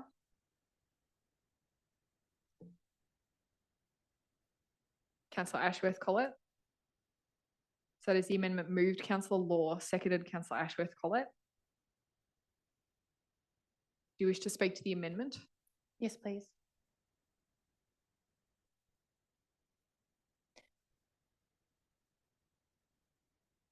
Thank you, Mayor. For context, the purpose of this amendment, if it's unclear, it's about focusing on identifying and developing high potential women leaders in our community and planning for their success in civic leadership roles right here in Kingston. Women are already leading across our city in local businesses, local clubs, residents associations, neighbourhood houses, community centres, schools and volunteer organisations. These roles in our community are the natural pipeline for our future councillors, but too often their potential goes unsupported or undervalued. This amendment allows council to provide strategic action to change that. And by bringing together peak bodies like the Municipal Association of Victoria, the Victorian Local Government Association, the Australian Local Government Women's Association, and Women for Election, and others into the working Point of group. order, relevance. I'm going to rule against that point of order because it is directly relevant to the amendment itself, but if you can keep to the... I've ruled that the amendment at this point that I'm accepting that and have sought the mover and the seconder, so it has been moved and it is before council. Councillor Saab, I wasn't finished. And I'm going to rule against that point of order because it is directly relevant to the amendment itself. Councillor Saab, a further point of order? Just a point of order, Mayor, in adherence to our governance rules that talks about respectful debate and respectful discussions, it also calls out specifically how point of orders are called. So were we moving a point of order? Or... Okay. I'm going to ask Councillor Law to continue speaking to the amendment. Thank you. Thank you, Mayor. And others into a working group, then we can design targeted programs and advocacy that build capability, confidence, and the conditions for women to thrive in public leadership. It's about more than participation, it's about preparing for impact. Planning for success means creating opportunities. It means addressing barriers and replacing them with real structures of support. So this is about high potential and emerging leader development in our community. And it's a first step in building a strong, sustainable future for our women and civic leadership across Kingston. As a majority women council, we should lead that change. Thank you, Mayor. Thank you. Councillor Ashworth Collett on the amendment. Reserve. Any other councillors on the amendment? I will. Councillor Hill.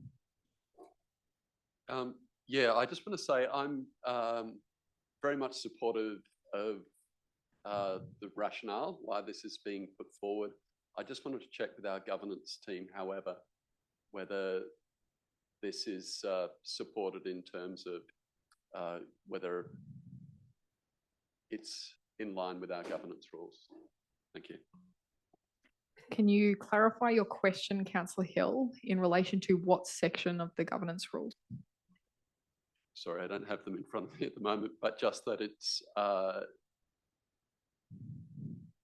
not detracting from the original motion. Thank you. So that is on the decision of the chair. And originally, I probably could have understood the argument the other way. However, given that it's asking for a report into establishing that committee or a working group, council will still have the opportunity on whether or not they want to do that or not. So it's simply asking for a report, and it is relevant to leadership opportunities and networking for people in Kingston and for women in Kingston. So whether or not I support it's a whole nother story, but I think it's loosely relevant to what's on the screen. So, and that is the decision of the chair. Are there any other councillors wishing to speak to the amendment? Councillor O'Donnell. Thank you, Mayor Oxley. I want to point it out very clearly that I am not standing here whilst I will not support this amendment because it does, in my opinion, change the motion that I originally moved.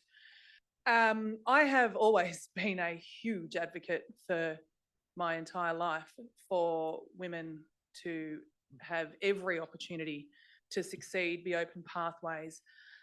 Being the mother of 3 daughters makes that every part of my life, every single day. What I am concerned about is this should be raised as a motion entirely on its own and not amending the motion that I moved in the first place. So personally, I strongly feel that it doesn't support the motion that I originally brought. It is seeking to make a change to that and change what the motion there was originally intended for. So I will not be supporting the amendment this evening. Thank you. Thank you, Councillor O'Donnell. Are there any other councillors on the amendment? Councillor Athanasopoulos. Thanks, and thanks, Chair, and thanks for your rulings so far. Look, I think that ultimately, I know we can't talk about what's happened prior. So this is an add-on, it's a bolt-on. It won't take away anything that has been done today, in my view. If we are going to bring this back at a future meeting, and I'm not suggesting that it would be, I'm just using hypotheticals here, just means that we're to have another conversation about producing a report for that, you know, and if we're going to support it anyway, we might as well just support it in the chamber here tonight. Thank you, Councillor Athanasopoulos. Are there any other councillors on the amendment? I will put the amendment to the vote. All those in favour? That is Councillor Hill, Councillor Law, Councillor Athanasopoulos, Councillor Ashworth-Collett, Councillor Revenidis, Councillor Howe, Councillor Saab, and myself. All those against? That is Councillor White and Councillor O'Donnell. That is carried. So the amendment will now form part of the substantive. Are there any other councillors that now wish to speak to the substantive? In which case I will put that to the vote. All those in favour of the substantive, which is now all of those points, if we could just change that point to point 4. That is carried unanimously. Thank you.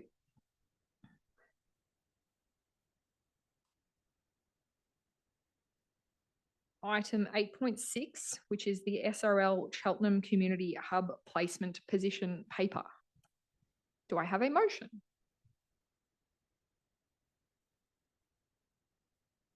For want of a mover, I'm happy to. Did you want to move it? Okay, I'm happy to move that from the chair. Councillor Saab as seconder. I think this motion is pretty self-explanatory. Did you want to speak to it? Reserve. Are there any councillors that wish to speak to this motion? Councillor Revenidis. Thank you, Madam Mayor, and happy birthday. Look, anybody who knows me knows that I'm an environmentalist, and I really look for open spaces and support them. I think I support this one because if a hub doesn't go into the spot that is recommended, that high-rise buildings are more likely to go there, and that would be the worst of the two evils. So, taking that into consideration, I think I will support this motion tonight. Thank you. Thank you. Are there any other councillors wishing to speak to the motion? There being none, I will put that to the vote. All those in favour? That is Councillor O'Donnell, Councillor Hill, Councillor Law, Councillor Athanasopoulos, Councillor Ashworth-Collett, Councillor Revenidis, Councillor Howe, Councillor Saab, and myself. All those against? That is Councillor White, and I declare that carried. Item 8.7, the contract for the library collections, furniture, equipment, and other associated requirements. Do I have a motion? Moved Councillor Hill, seconded Councillor Ashworth-Collett. I don't believe it requires any discussion. I will put that to the vote. All those in favour? That is Councillor O'Donnell, Councillor Hill, Councillor Law, Councillor Athanasopoulos, Councillor Ashworth-Collett, Councillor Revenidis, Councillor Howe, Councillor Saab, and myself. And all those against? That is Councillor White, and I declare that carried. Item 9.1, the award of contract for the electrical services panel. Councillor Athanasopoulos. Yes, Mayor Oxley, I do have a general conflict of interest, council of interest. as I do have a personal relationship with somebody that will be assuming it goes through council, that is being recommended to go through council tonight. Thank you, Councillor Athanasopoulos. We'll note that.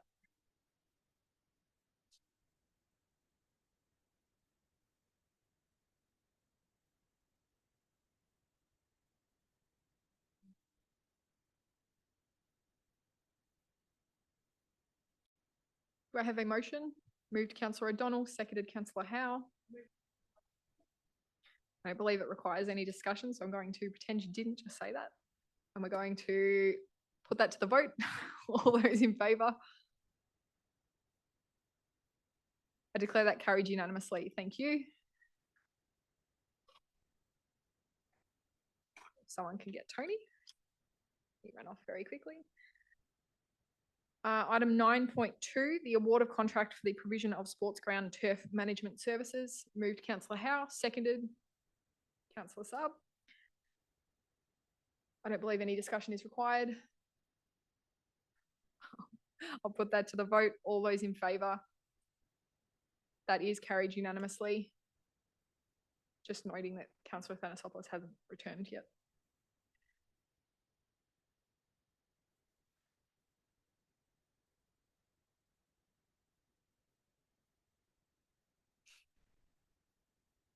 It's just he actually yeah. I'm going to keep going. Item, we just did 9.2, didn't we? Yep, 9.3. The adoption of the road management plan 25 to 29. Do I have a motion? Moved Councillor Howe, seconded Councillor Law. Any discussion required? No, I will put that to the vote. All those in favour? That is carried unanimously. 9.4, the response to resolution, Councillor Howe, Williams Grove, Bomb Beach. I believe you're moving this with a slightly amended version.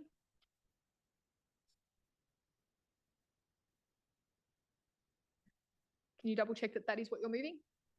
Can you double check that that is what you're moving as it appears on the screen? Thank you. Do I have a seconder for that? Councillor Revnidis. Councillor Howe, do you wish to speak to the motion? Reserve. Councillor Revnidis, do you wish to speak to the motion? Any other councillors? Councillor Saab. Just a question, if I can, through you, Madam Mayor, to understand where this initially sat in our scheduling of work, and whether this delivery is feasible in a 12-month time frame. Through you, Mayor. Thank you. Scroll. Thank you. Thank you, and through you, Mayor. It will, Councillor Saab, it will depend on the quantum of work that's recommended to be done as to how quickly it could be done. The report refers to a foreshore infrastructure prioritisation process that will be undertaken in 25-26, which is next financial year, which will consider a number of locations along our foreshore where infrastructure improvements may be beneficial and will be assessed against a number of different criteria. This location will be one of those locations that will be assessed as well. If there are minor works that are recommended to be done to improve the experience, those works could likely be done in 26-27. If the works are of a more major nature, there might need to be a little bit more time to do consultation and get the appropriate approvals from DECO or other key stakeholders. Just another question, if I can, as well, through you, Madam Mayor. So currently, it seems like we're going through the infrastructure prioritisation process that we haven't accomplished just yet. But have we done any community consultation on what that may look like in this particular part, through you, Madam Mayor? Thank you, Councillor Saab, and through you, Mayor. We're at the very early stages of that process in terms of setting up a framework. We will then be discussing it with councillors, and at the appropriate time we'll be consulting with our community. So to answer your question, no consultation has taken place yet because we are very much in the very early stage of planning.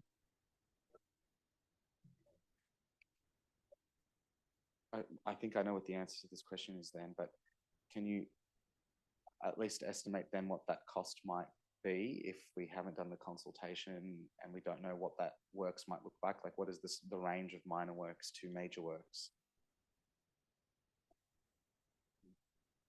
Thank you. And through you, Mayor, it's very difficult to quantify. As I said earlier, it all depends on the amount of work that's proposed or that's required in that location. So it could be as small as improving footpaths and installing some additional facilities like as a shower, or it could be even further or larger in terms of maybe leading to improved accessibility to the beach. So until we've done that prioritisation process and looked at this particular location in more detail, it's really hard to understand what the scope of potential works could be and the commensurate costs. Just last question, apologies. Through you, Madam Mayor. Is this feasibly deliverable and can be completed by FY 26-27 then? Like, is this a motion that we can adopt given where we sit with our governance rules? I don't even know who that would go through, but through you, Madam Mayor. That's probably a decision for myself of whether to accept that part of the motion anyway, which I'm willing to accept given that financial year 26-27 would rely on council endorsing a budget that actually includes that in a budget for 26-27 anyway. So would be subject to further council decision. I'd like to speak now on this item. I'm actually pretty supportive of what we're trying to accomplish here. I think I just have questions of uncertainty that I don't have clarity or information on just yet. I don't know how we can approve what we're not sure of to deliver, we don't know the range of. I assume we'll have to probably bring this back to the chamber if it's not then being able to be delivered within FY 26-27 if this does get adopted, because I guess we haven't really been able to consult on what that prioritisation or what that, I guess, framework would look like for infrastructure revitalisation across the foreshore. But then also then to figure out across the city what does need prioritisation, I think is really important.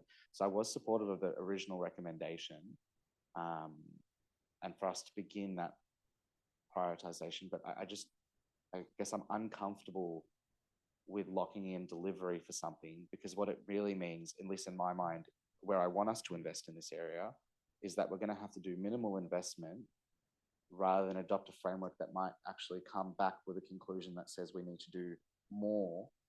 But because we are wanting to deliver within FY 26-27, we're now just trying to do a minimal amount of work to meet that deadline. And we haven't quite done the infrastructure prioritisation or that framework to understand what works need to be done along the foreshore, along the different infrastructures that we've got. So I guess I'm generally really supportive. I don't know if I can necessarily support it with this particular amendment, because I think what we might find from the conclusion of adopting and going through those reports is that it probably requires a bit more significant work, because I do recall that part of our city is probably in need of a bit more investment, especially after certain weather incidents have knocked down, I think, some of the walkways. So unless I'm thinking of a different area, but I believe it's this part. Otherwise, yeah, I think I'd have to, I wouldn't be able to support this in this current form, I think. Thank you, Councillor Saab. Councillor O'Donnell. Just clarifying, as it states, we are referring to the 26-27 budget, which has not come before council yet. And on that note, I want to point out the disproportionate spending that's happening across other wards, that this is quite, in my opinion, a simple ask for the works down in Banksia Ward, where I know how it feels to need to beg, steal and borrow to get anything funded in your ward. So when you're talking about millions, and I mean $20+ million, and in some regards $50 to $80 million being spent in certain wards to have just basic infrastructure come through your ward, seems to be that I'm going to have to go on an organ transplant list. And I think, Councillor Howe, you might need to join me. Okay, thank you. Thank you, Councillor O'Donnell. Are there any other councillors wishing to speak to this motion? Councillor Howe. Thank you, Mayor Oxley. The motion calls for a shower and a tap. The report puts a whole heap of other things in there, which is not what that motion was calling for. So if you looked at what the motion called for, it was a shower and a tap. That is all. And then a review of the site for further improvements. So to be able to achieve that by FY 26-27, it's not too hard. I can run down to Reese's on the weekend, I can go and hire a Kanga gun and I'll get it done for not much money and achieve the outcome. It's not hard. Thank you. Thank you, Councillor Howe. Councillor Law. Thank you. And through you, Mayor, I just have a question. Does Kingston City Council have a foreshore infrastructure plan that prioritises beach amenities across Kingston? I'll put that question through to Ms. Krull. Thank you, and through you, Mayor. That's one of the pieces of work we're planning to do 25, 26 in terms of infrastructure priorities. Thank you. Are there any other councillors wishing to speak to the motion? Councillor White. I think it's a great idea if you go and do the work yourself, Chris. I think we can save council a little bit of money. That's all. Oh, gosh. Are there any other councillors wishing to speak to the motion? I will, Councillor Howe, actually, do you wish to close? I'll put that to the vote. All those in favour? That is Councillor White, Councillor O'Donnell, Councillor Hill, Councillor Law, Councillor Athanasopoulos, Councillor Ashworth Collette, Councillor Revenidis, Councillor Howe and myself, and all those against and abstaining, Councillor Saab. That is carried. Item 9.5, the SRLA Resource MOU and Provision of Information and Ad Hoc Advice MOUs. It's fast. Do I have a motion? Councillor Hill, the officer recommendation. A seconder. Councillor Howe. Do you wish to speak to the motion? Councillor Howe. I don't believe any discussion is required at that point. I will put that to the vote. All those in favour? Councillor O'Donnell, Councillor Hill, Councillor Law, Councillor Athanasopoulos, Councillor Ashworth Collette, Councillor Revenidis, Councillor Howe, Councillor Saab and myself. All those against, Councillor White. I declare that carried. Now, can I put forward a motion to extend the meeting to 11 p.m? Thank you. I have a motion to extend the meeting till 11 o'clock. There's moved Councillor Athanasopoulos, a seconder, Councillor Saab. All those in favour? That is Councillor Hill, Councillor Law, Councillor Athanasopoulos, Councillor Ashworth Collette, Councillor Saab and myself. All those against? Councillor White, Councillor O'Donnell, Councillor Revenidis, Councillor Howe. Declare that carried.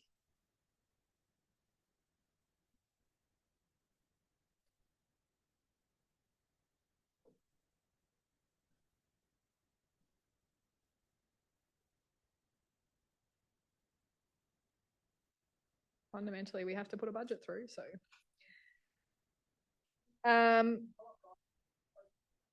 Item 10.1, the Council and Wellbeing Plan and Annual Action Plan. Oh, did I forget one? No. Do I have a motion? Councillor White, the officer recommendation. Yes. Do I have a seconder? Councillor Law. Councillor White. Oh, you reserve. Councillor Law. Reserve. There's no one speaking against the motion. I'm going to put it to the vote. Well, you had an opportunity to.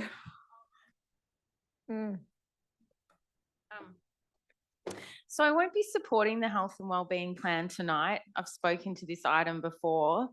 And what our own data from the report tells us is that 10.7% of residents are under mortgage stress, 27.4% of residents are under rental stress, and 19.3% are running out of food in Kingston.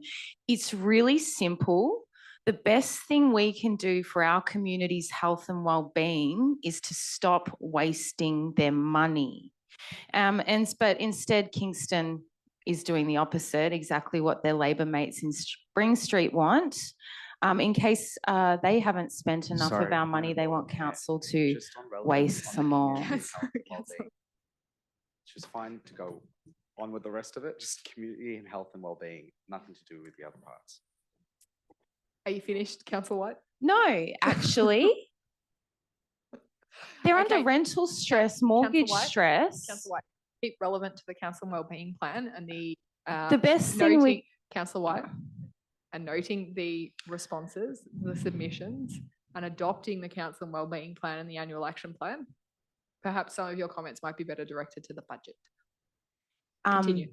Yeah, no, I just think that the best thing we can do for people's health and wellbeing, anyway, people can look after their own health and wellbeing better than what, the state Labor government is legislating them to do. Thank you, Councillor White. Are there any other councillors wishing to speak to the motion? I will then put that to the vote. All those in favour?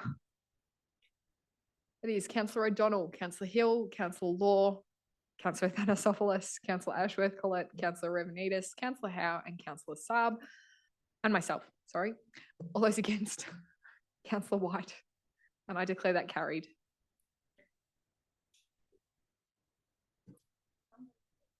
Item 10.2, the Media and Communications Policy. Councillor Ashworth Collette. I'd like to put through my amendment, please. So the motion with that is amended. Can you please check that that is what you would like to put forward? Thank you. Correct. Do I have a seconder? Councillor White. Councillor Ashworth Collette. I'm proposing a small but an important amendment to our media policy for council to refrain from posting on Kingston's social media and making announcements during state and federal election periods. This isn't about changing our relationships, but staying neutral in the lead up to election. And as a council, we will of course work with whoever is elected, regardless of their party. Of course, when announcements are made during a term of office, not in an election period, it's entirely appropriate for us to celebrate our partnerships and everything that comes with that. The amendment helps us draw a clear line during election times and ensures our communication remains politically neutral at this time. Thank you. Thank you. Councillor White. Yeah, so this was kind of born from community feedback as well. People were sick of seeing Labor Party members splashed all over socials, throwing money around in Kingston during election campaigns. And so I'm really happy to support it. Thank you, Councillor White. Any other councillors? Councillor Thanasopoulos.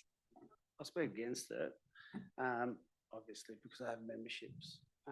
But the main focus for me to speak against this motion, ultimately, and I would foreshadow the original motion that was put to council in the agenda.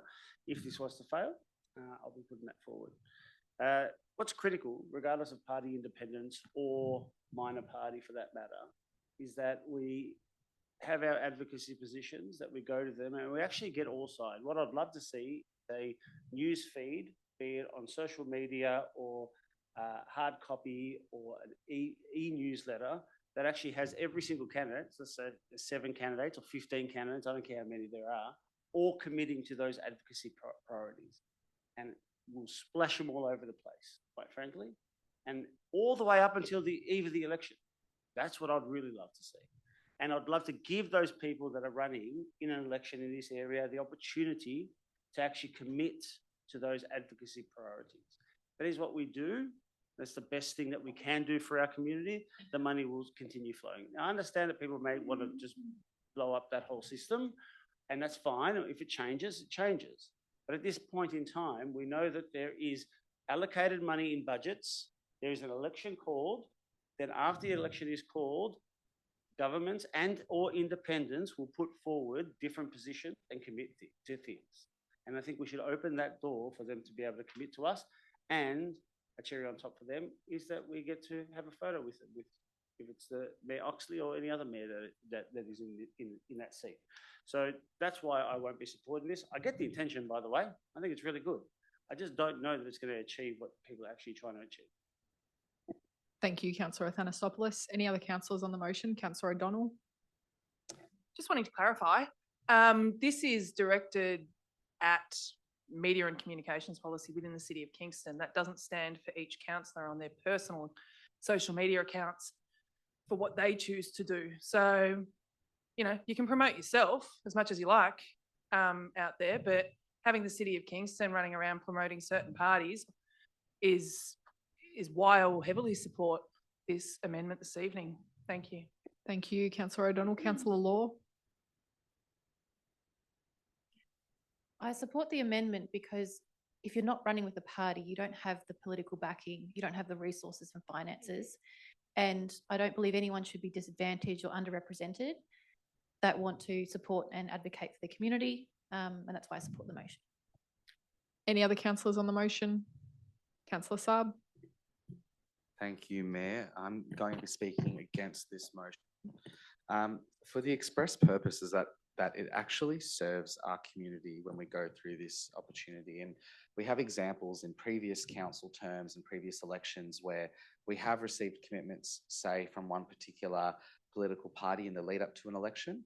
We've announced that commitment, and then an opposing political party then matches that same announcement because they see of the support that our community has behind that particular announcement. So council, very selfishly, uses this to our advantage to ensure the best outcome for our community. That is that we get matched funding on different projects so that regardless of an outcome of a particular election, we are guaranteed funding. That has happened in successive council elections. It's irrespective of the particular parties, it's irrespective if it's a state or federal election, is we have the opportunity to ensure our community is receiving funding that other councils can get, whether it's a grant particular funding, but in particular it's through the election period.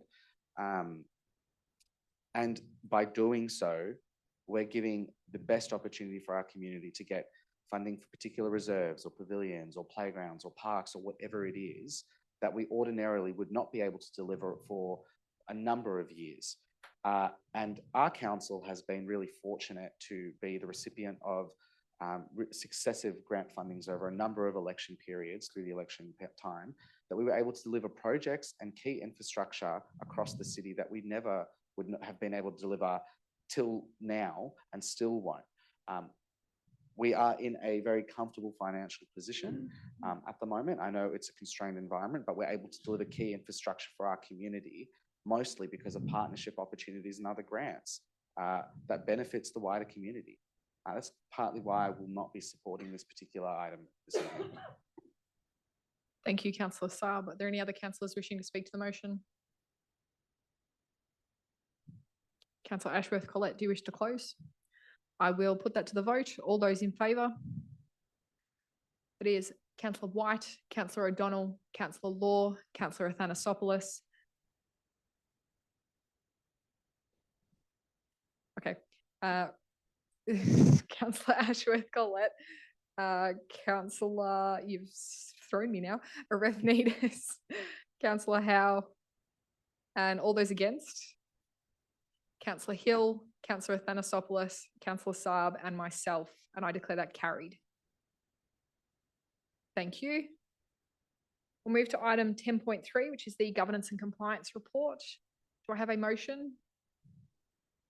Councillor Howe, a seconder. Councillor White.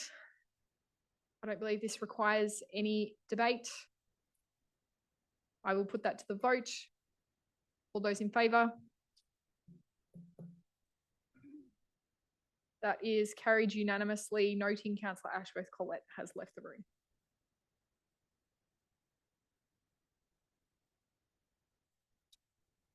Thank you.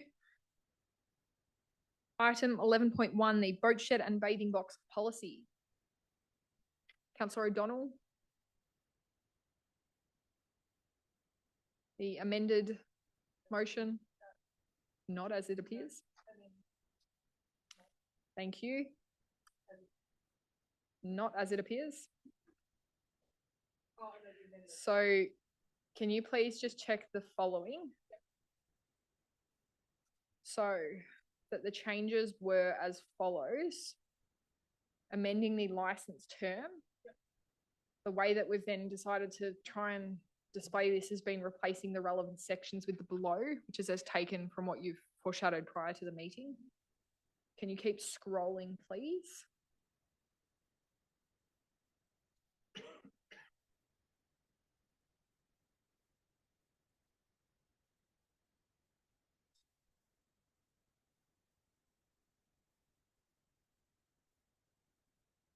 So there is a minor point at the end that was not subject to your foreshadowed motion that I've requested be added. So I'm just sort of making this clear. Given that there was a little bit of confusion with how your amendment was worded. So just that minor administrative changes can be made by officers if there's small things that need to just be moved around or changed, not to change the intent of the motion at all, but just to make that really clear so that we can change anything in the policy that needs to happen. I'm just also clarifying, there was another amendment that I believe that you were happy to have included, which was the one that Councillor Ashworth-Collette had also been, you're happy to have that included as part of this. So governance, if we can go up to Councillor Ashworth-Collette's. Copy that.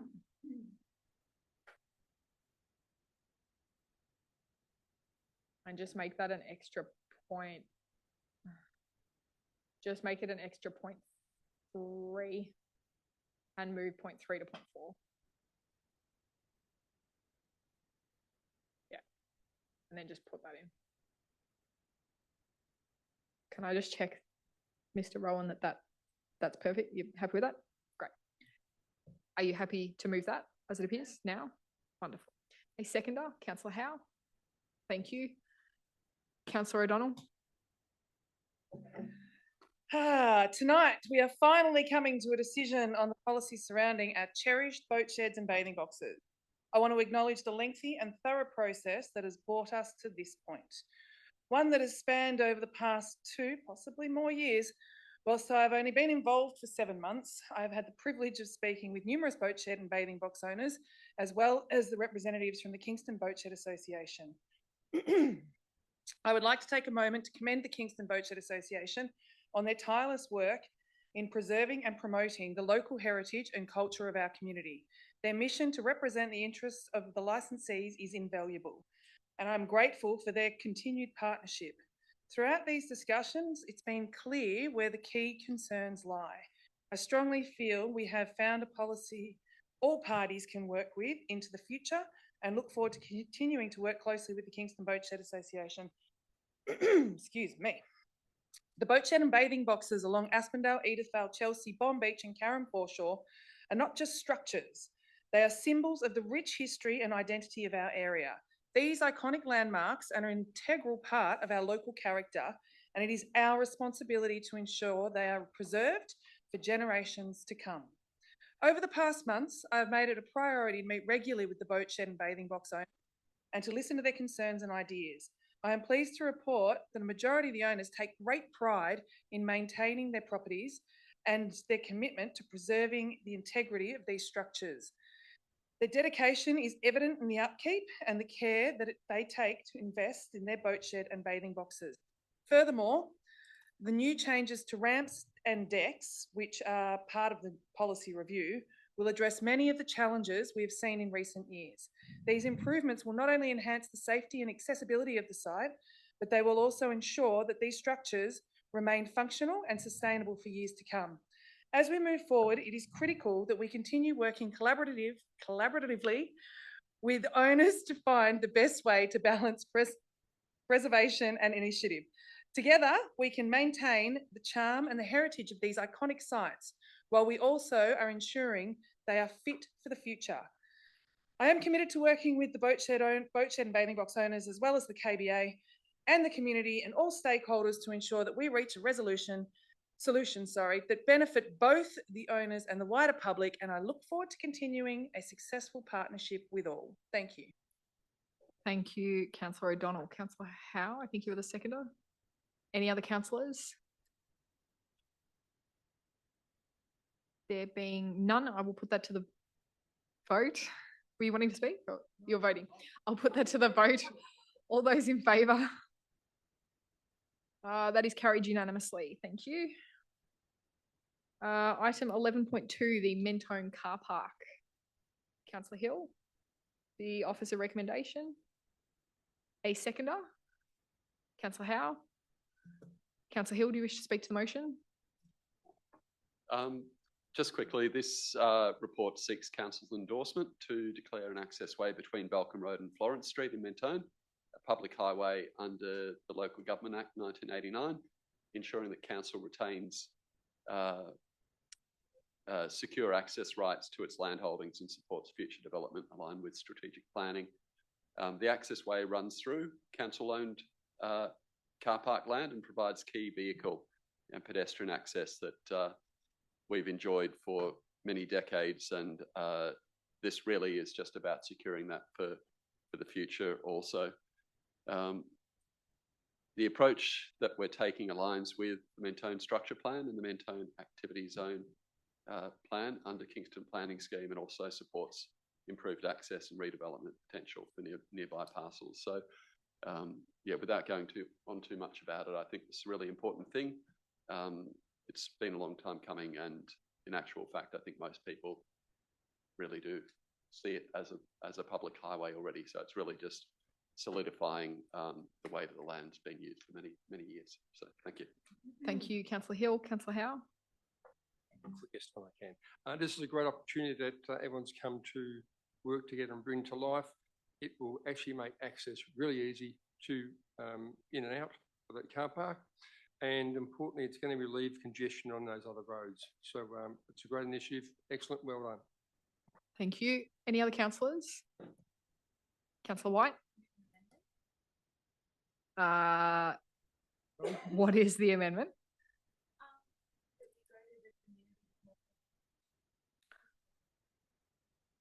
So if you could stand up just with your microphone, just so that is recorded, assuming the recording is working. I thought we had an amendment sorted out for this one. So what you had foreshadowed prior to the meeting was an alternate motion. Councillor Hill got in first and moved the officer recommendation. Your only option at this point would potentially be to defer subject to further community consultation, but the report itself would come back as it is. But you could defer subject to community consultation if council was to resolve to do so. Yeah, just because I've had multiple people reach out to me that are concerned about this, so I would put up a deferral. So to defer subject to further community consultation? Yes, thank you. Noting that the report will come back in its current form. So we would simply probably get the results at a councillor briefing session of that community consultation if there was any. Yeah.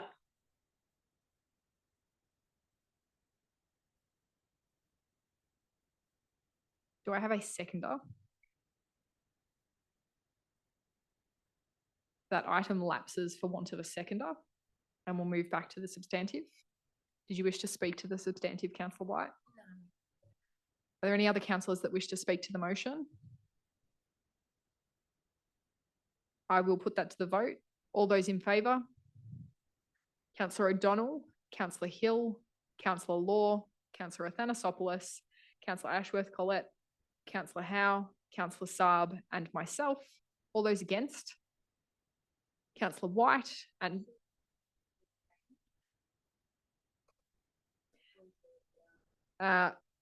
keep it as against. If you wish to change your vote at the end of that, you can call a division to do so, given that I've now already called the vote. And all those abstaining, Councillor Revenidis. Do you wish to call a division? Thank you.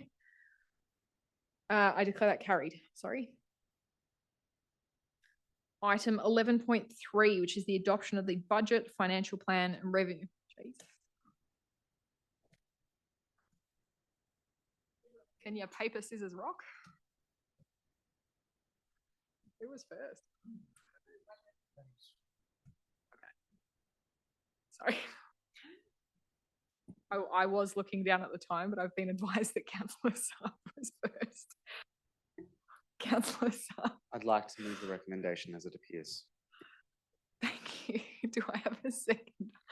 Councillor Ashworth-Collette. That was the quickest I've ever seen so many people. Thank you, Mayor. Firstly, I wanted to begin by thanking our officers for their hard work in preparing this budget and to all staff across the organisation who contributed to its development.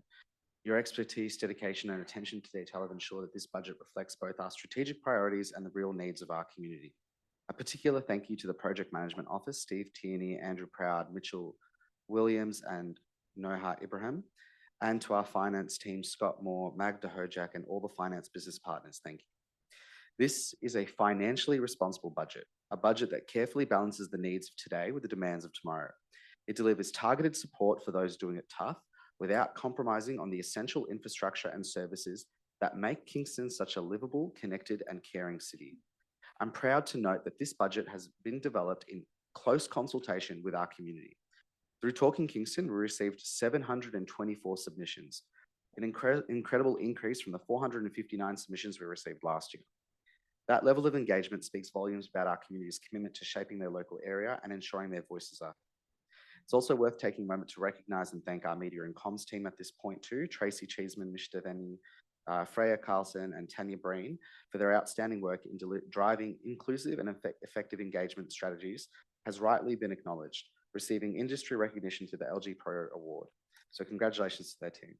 This is a well-earned reflection of their professionalism and dedication.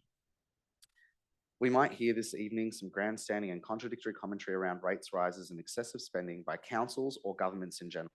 Although if you dig a little deeper, and you do not need to dig far or look far back, you will see at multiple successive meetings, including this evening, where additional funding was sought for projects in particular wards, and not for the whole of council. People are entitled to share their perspective, of course, however varied in this forum for debate, just as I'm entitled to highlight the hypocrisy of them doing so.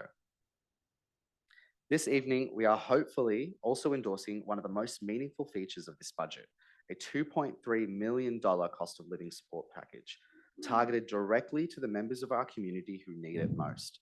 This isn't a blanket policy, it's smart, compassionate, and carefully designed to reach those experiencing genuine hardship. This package consolidates our full suite of support services in one accessible place, making it easier than ever for residents to understand and access the help available to them. Some of the key highlights of this package include a hardship assistance rebate to offset the proposed 3% rate increase for the 25-26 year, an annual pensioner rebate of $127, a 75% discount on pet registration for pensioners, thanks to Councillor Avranidis, a free family swim pass to Waves Leisure Centre in every rates notice.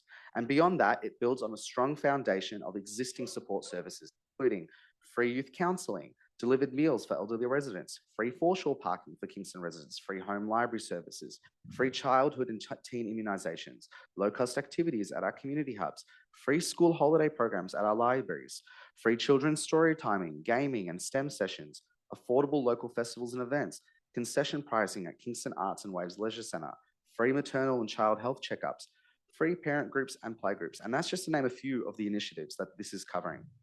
This is important to note, as we know during difficult financial times, it is often extracurricular activities that are the first to go. In this way, council is providing services to keep our young ones busy, our young adults engaged, our family services accessible, and help through activities and support for our ageing population and keeping them active. At the same time, this budget continues to invest in vital local infrastructure, delivering upgrades to our parks, roads, sports facilities, libraries, and community centres. These investments not only support our daily lives, they support local jobs and long-term resilience of our city.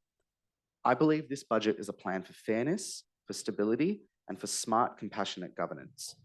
It responds to the pressure of our residents that they're facing with targeted solutions and contributes to the investment in what matters most. And I've just got one last sentence. For Carkrook Ward residents, for example, this includes $1.5 million for LePage Master Park Plan, specific sidewalk extensions in Clarendon and Oakley South, bike network extensions, as well as many other regular programs of work. Thank you. Thank you. Councillor Ashworth-Collett, Reserve. Councillor Ravnidis. Thank you, Madam Mayor.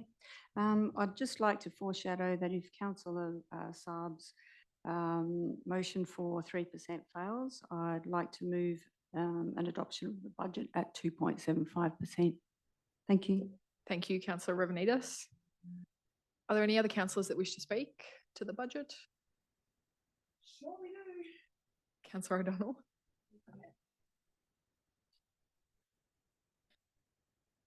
I'll come back to it. Councillor O'Donnell. Whilst I will not be supporting the 3% item that we see right now, I'm just pointing out that I am representing a ward where I'm going to have to beg, steal and borrow to get anything passed. Unlike Councillor Saab, who can stand here and celebrate funding that's coming the way of the Karkaruk ward, Yamabook, I got not much to say. Because we are the least funded ward out of the entire budget. So yeah, eat it up, guys. That's how well we're going. I will be making an amendment though, however, later this evening to the people of Yamabook. So bear with me. I am going to continue, as I discussed with Councillor Howe earlier this evening. If there is a transplant organ option that may need to be looked down for the people of Yamabook, I am willing to take a look a little further and see what happens, because it's pretty difficult to get anything up. And even the moment that I do bring up any concerns, I'm often shut down quite quickly. So excuse me whilst I'm incredibly passionate about this, but this isn't the last you've heard of me this evening. Thank you, Councillor O'Donnell. Councillor Law. Thank you, Mayor. I would like to give mention to Kingston's expanded cost of living support package and the enhanced rates hardship policy for this financial year.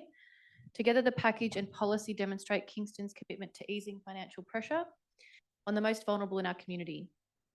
Council's $2.3 million package provides targeted assistance across a broad spectrum of community needs, from waived concessions and discounted aged care services to free youth counselling, business mentoring, energy efficiency assessments, and even home library services.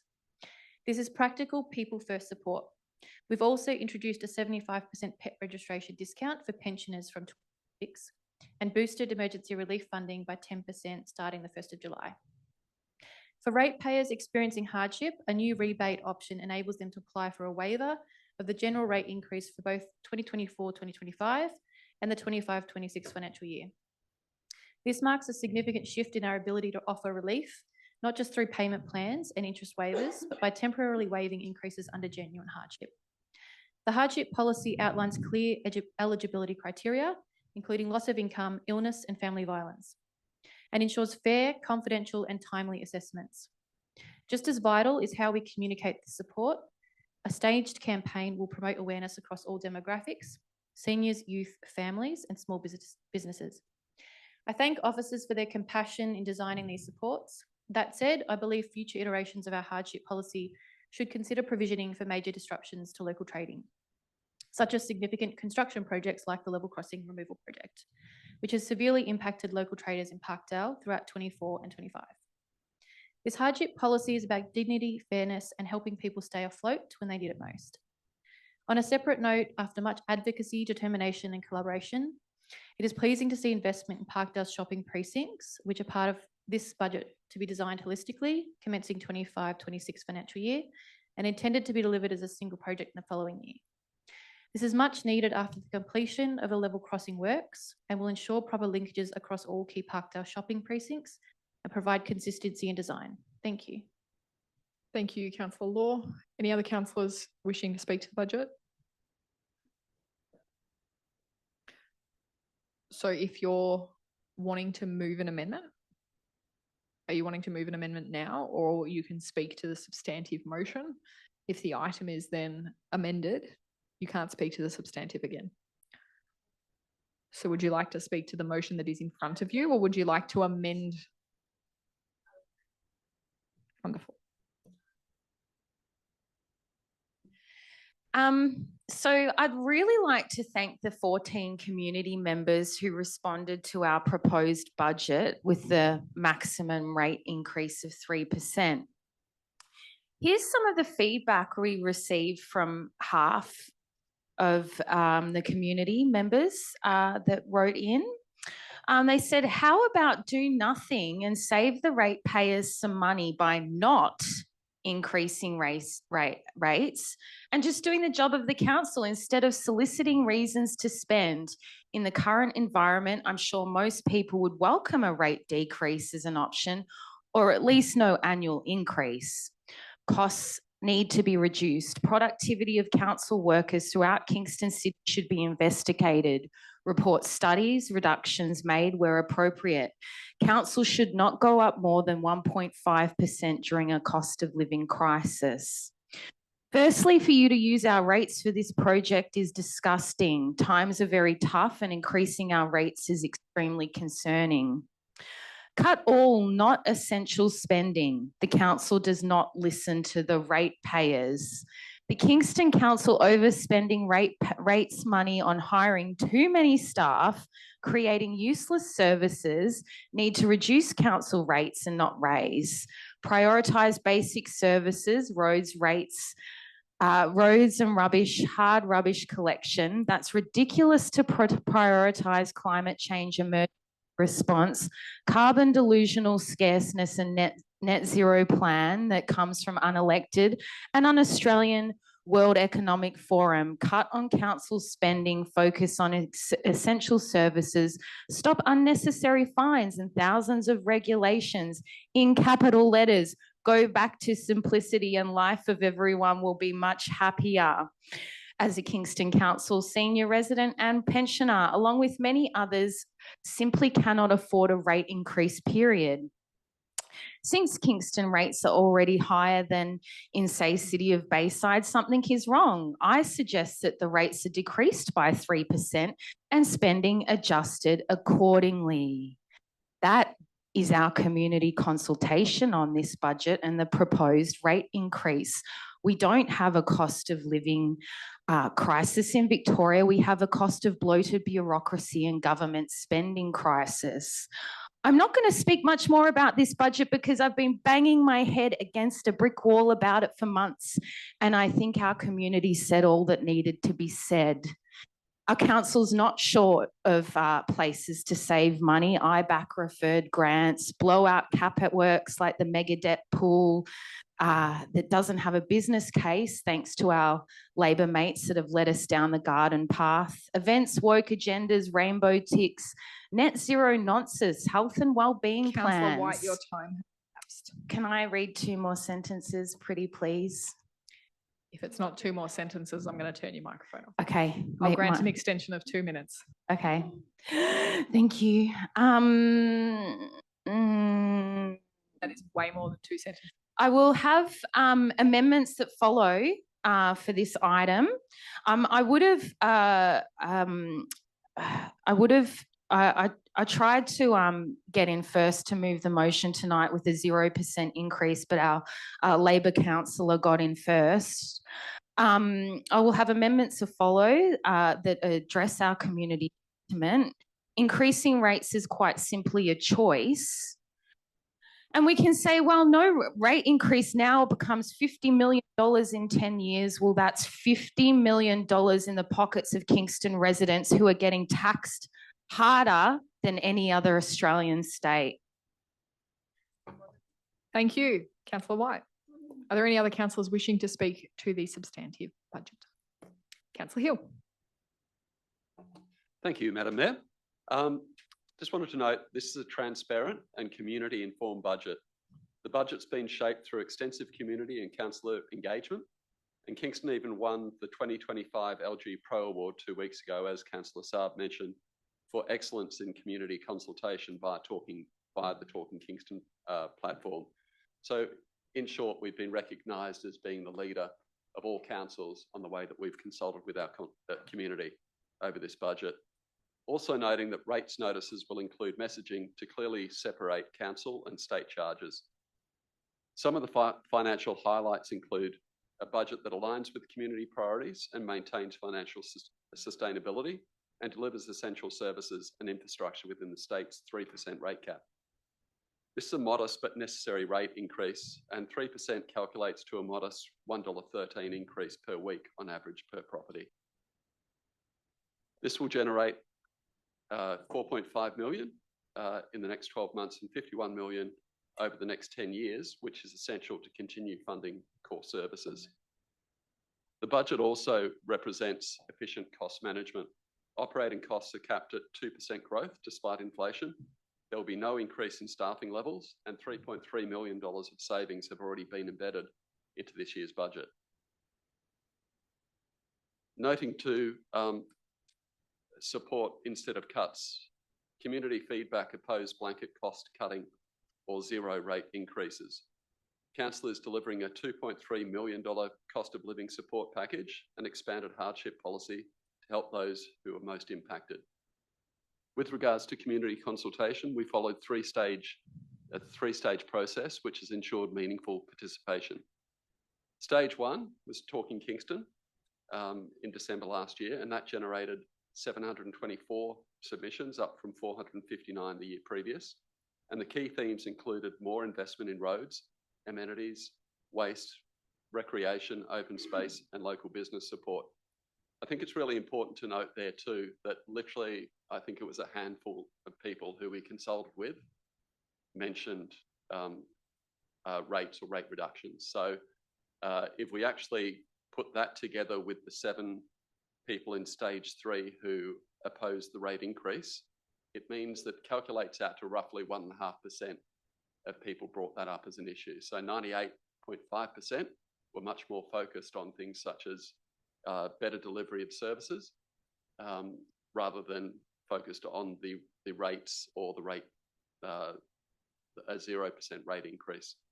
Also noting that in stage 2, we had a special council meeting with 14 speakers, where 14 speakers reinforced calls for better sporting facilities, more support for clubs, enhanced public safety.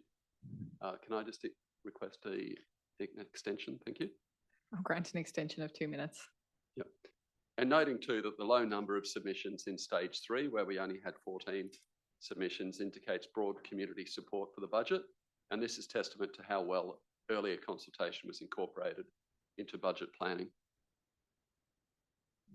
So in conclusion, the budget balances affordability with financial responsibility and has been shaped through extensive community and councillor engagement. A 3% rate rise, modest increase, which is crucial to protect frontline services. We're targeting relief to those who truly need it, not gutting services for a short-term sugar hit. And there's already $3.3 million in efficiency savings built into this budget. Finally, the Local Government Act 2020 reminds us that our duty is to deliver the best outcomes for our community, including future generations. Thank you. Thank you, Councillor Hill. Are there any other councillors wishing to speak to the budget? Councillor Athanasopoulos. Thanks, Mayor Oxley. And I'm not going to go through the budget itself. People can read it and have a look at what's in there. I think the important thing that we do need to consider when we're looking at something like this, and maybe I will refer to Bernard for a question, if you don't mind, Mayor Oxley, about what inflation has been like in Australia over the last, say, 3 or 4 years in comparison to the rate increases that council has been able to enact. Thank you. I'll direct that through to Mr. Rowan. Thank you, and through you, Mayor. The rate cap is always set in advance of the year. So the Minister sets the rate cap in December relating to the following financial year. So the state government's ability to predict how to align the way in which costs will increase for local government is always a bit outdated. So since rate capping has been introduced in Victoria, it's been about a 7% difference in total. So a total revenue take is 7% lower than it would have been had the rate cap aligned perfectly to inflation. So particularly during the COVID years, there were periods where inflation was significantly higher. So we might have had a rate cap of 2%, but inflation was like 6 or 7%. So that gap is already embedded into council's budget. Yeah, so for those that get an income, be it a pension or a job income, they will know that they may have an increase of their income of say 3%, but they are struggling to pay for milk and maybe eggs and maybe bread and maybe other things. And part of that reason is because inflation is not in alignment with your income. And it's the same thing with council. Drawing the conclusions that just either freezing or reducing rates, which is not being considered here actually, it's saying that we're going to pass on what the government has put forward through the emergency, the Essential Services Commission, I apologise, is basically trying to make sure that we actually keep up with that inflation figure. whilst also baking in efficiencies that our CEO and the rest of the team will have to implement and have already since rate capping has come into play. So I think it's critical when we're considering these numbers, it's not just a do I like it or don't I like it? It's understanding the complexities around the difference between how much something costs to build, how much a service costs to actually deliver, and us trying to make sure that that budget is there to actually fund it. If we don't, eventually you do have to cut things. And I understand people's appeal to cut certain programs that they don't necessarily like or support. The reality is that we live in a community that is very diverse and different. And some of these things, whilst might not be very important to me, quite frankly, I know that they're going to be very important for other community members. And I'm always going to be supportive of that. So that's why I'm going to stand here and say I support the budget that's been put together, especially considering the hardship package that we've put together. Probably one of the most expansive and targeted hardship packages that I've seen. Thanks. Thank you, Councillor Athanasopoulos. Councillor Revnidis, I'm going to take your previous speaking as a foreshadowing. Yes. Thank you, Madam Mayor. I'll just make some changes to what I was going to say, but the recommended, I don't support this 3%, first up. The recommended rate cap for all councils is set at 3%.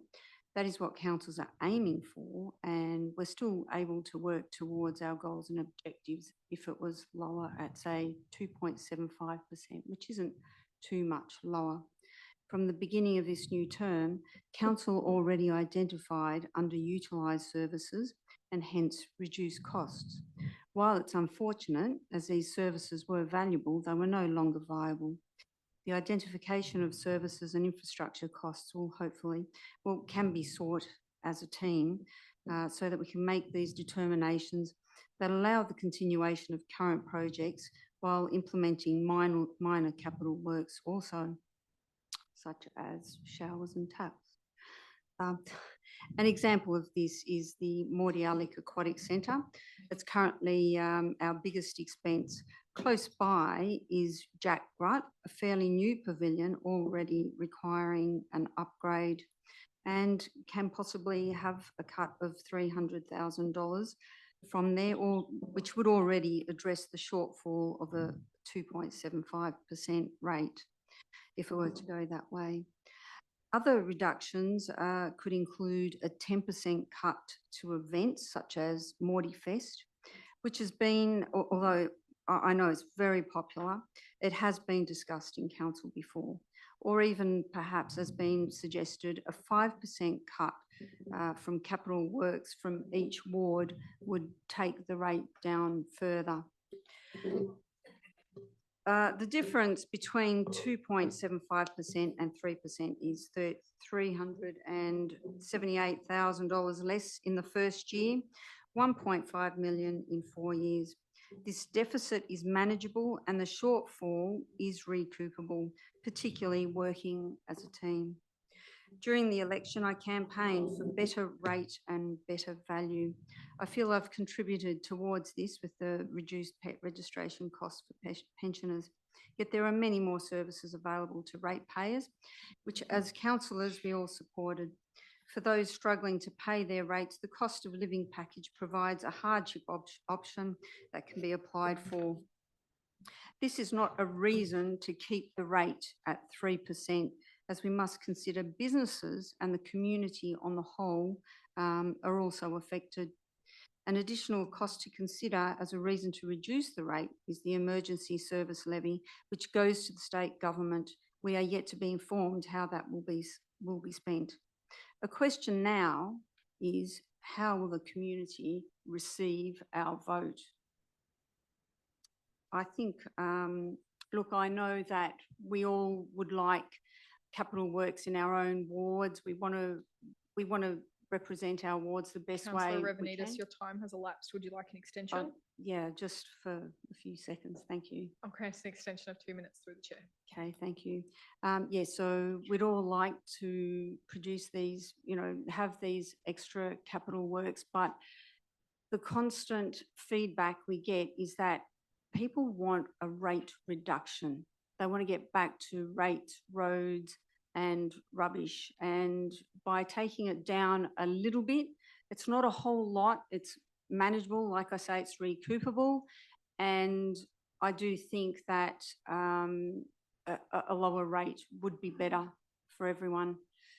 I just encourage everyone to not support this 3%, and I think a lower rate would provide a great balance between what's already there, the cost of living package, and a lower rate. Thank you. Thank you, Councillor Ravnidis. Are there any other councillors wishing to speak? There being none, Councillor Saab, do you wish to close? Yeah, I'd like to close. Thank you.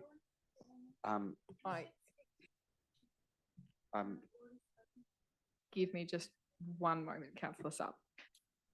So when I give an opportunity for councillors, if there are any other councillors that wish to speak, that includes moving motions, moving amendments, that I have left open on numerous occasions now for councillors to move things.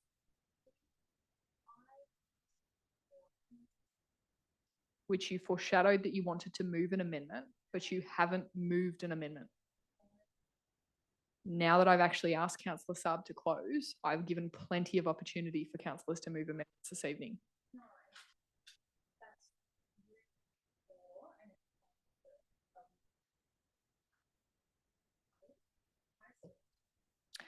If you would like to speak, feel free to stand up and put your microphone on.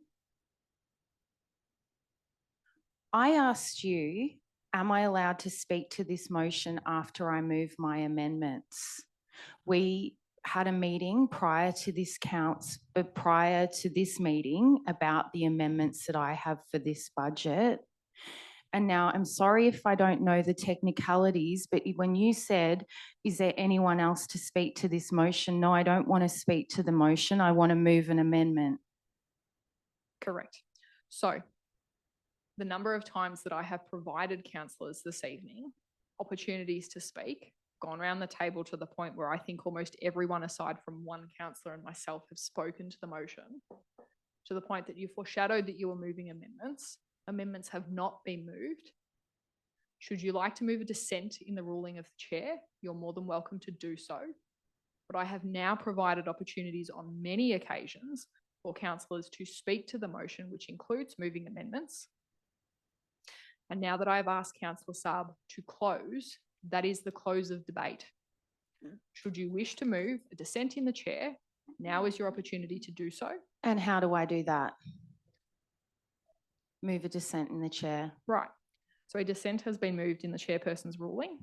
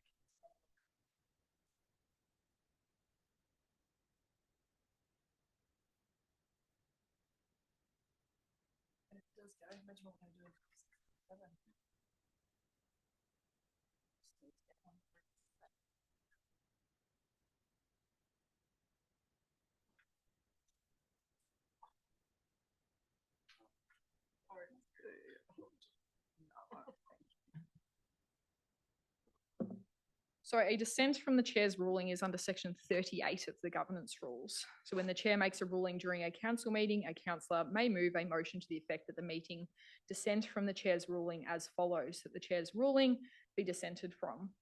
So that is the ruling that debate had closed and Councillor Saab was to then close the debate. Given that the Deputy Mayor is no longer in the meeting,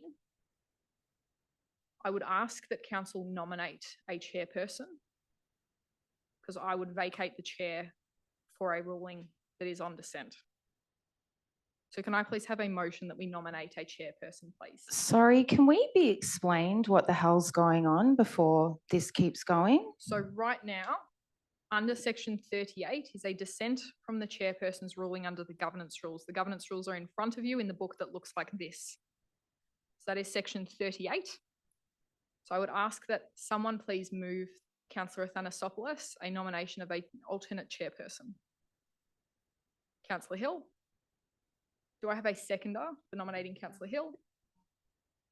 Councillor Saab.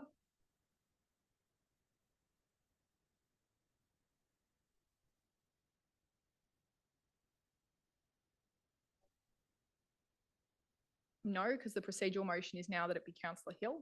So you can only have one procedural motion at a time. So that Councillor Hill be nominated as the alternative chairperson due to the absence of the deputy mayor, and I would vacate the chair for a motion of dissent on the chairperson's ruling. So that was moved Councillor Athanasopoulos, seconded Councillor Saab. I'll put that to the vote. All those in favour of appointing Councillor Hill?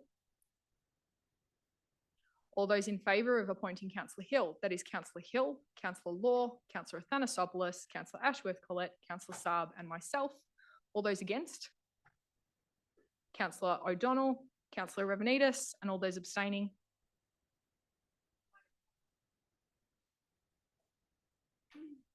So an abstention from Councillor White. So I believe based on those numbers that that was carried, correct? So Councillor Hill, you would resume the chair. Thank you. If you can just help Chris through.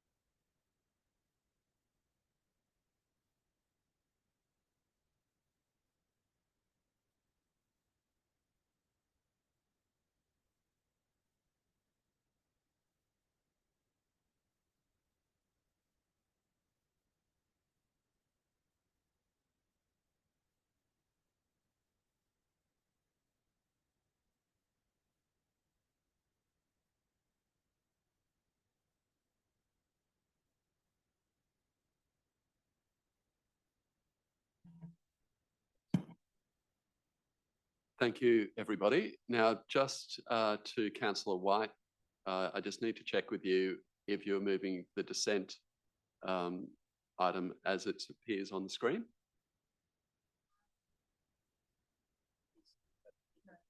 That the chair's ruling that the debate be closed be dissented from. I have no idea what's going on right All right, now. so I will just explain to you. So there is dissent in the chamber as to whether the mayor's ruling was fair or unfair. Yeah. Okay, so there is a point where it's saying that you believe that you should have been given the chance to Put move forward your my nomination. amendments. Yeah. And the mayor has said no, it was in her position that she'd allowed enough time for that and that she had called for Councillor Saab to close the motion. Councillor Saab had written and put his microphone on before you said you'd interjected to say, I'd like to move my motion. And can I put my amendments up or not? excuse me, if you just allow me to explain the process and then we can go from there. Right? So you are not satisfied with the mayor's ruling and you are asking that her ruling is centred from where it's landed in that you are not allowed to speak any further. Mhm. So that is what this motion is clarifying, to say that you believe that that the ruling of the debate being closed be dissented from, be reversed or reconsidered. Right? Do you Great. move that? Yes, thank you. And then I'll ask for a seconder. If there is a seconder for this dissent motion. Okay, noting that Councillor O'Donnell is seconder. Would the mover like to speak to this motion? Yeah, I haven't had the chance to put up my amendments, and I think, you know, I know Councillor O'Donnell here over next to me agrees that there wasn't enough time given. I think this is a really important motion as well, what the topic that we're discussing. And I think it's going to look really bad, the whole thing, to that too convenient. We're not being live streamed tonight, isn't it? Yeah. So, you know, I think that I deserve, we all spoke about my amendments before we went in, and I think I deserve the opportunity for our community to put those amendments up. And I think that's all I need to say, maybe. Councillor O'Donnell, would you like to speak? Thank you, Councillor Howe. Yeah, that was far from adequate time to Hill, you too, sorry. That was nowhere near adequate time to raise an amendment that's been happening all night tonight and in multiple other meetings. And before you know it, it is gone straight through to be closed. This isn't a massive, massive vote that goes on tonight.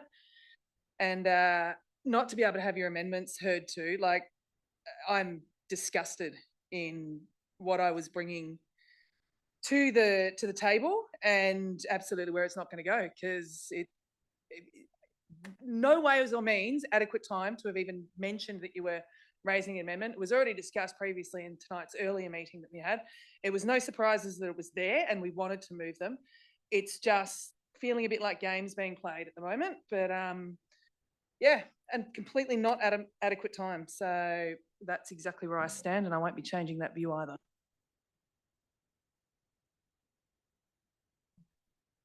I'll now, would anyone else wish to speak? Sorry. Just to explain that I think the counter to that, to be able to oppose those particular views, is that in this particular instance, councillors had mentioned that they wanted to move amendments. At that point in time, they could have also moved amendments. At the conclusion of their speeches or debate on that on the substantive motion, they could have moved an amendment. They could have had the opportunity, after anyone had spoken, to move an amendment. The fact that nearly every single councillor had spoken to the substantive motion, there was 9 of us, I think 8 spoke to it. 8 times 4 minutes of speeches is adequate amount of time for anyone to be able to raise that they want to move. I believe in council meetings gone by, the practice has been that you speak to the substantive and then you can move the amendment. And that happened several times, I believe, this evening even. That's the process.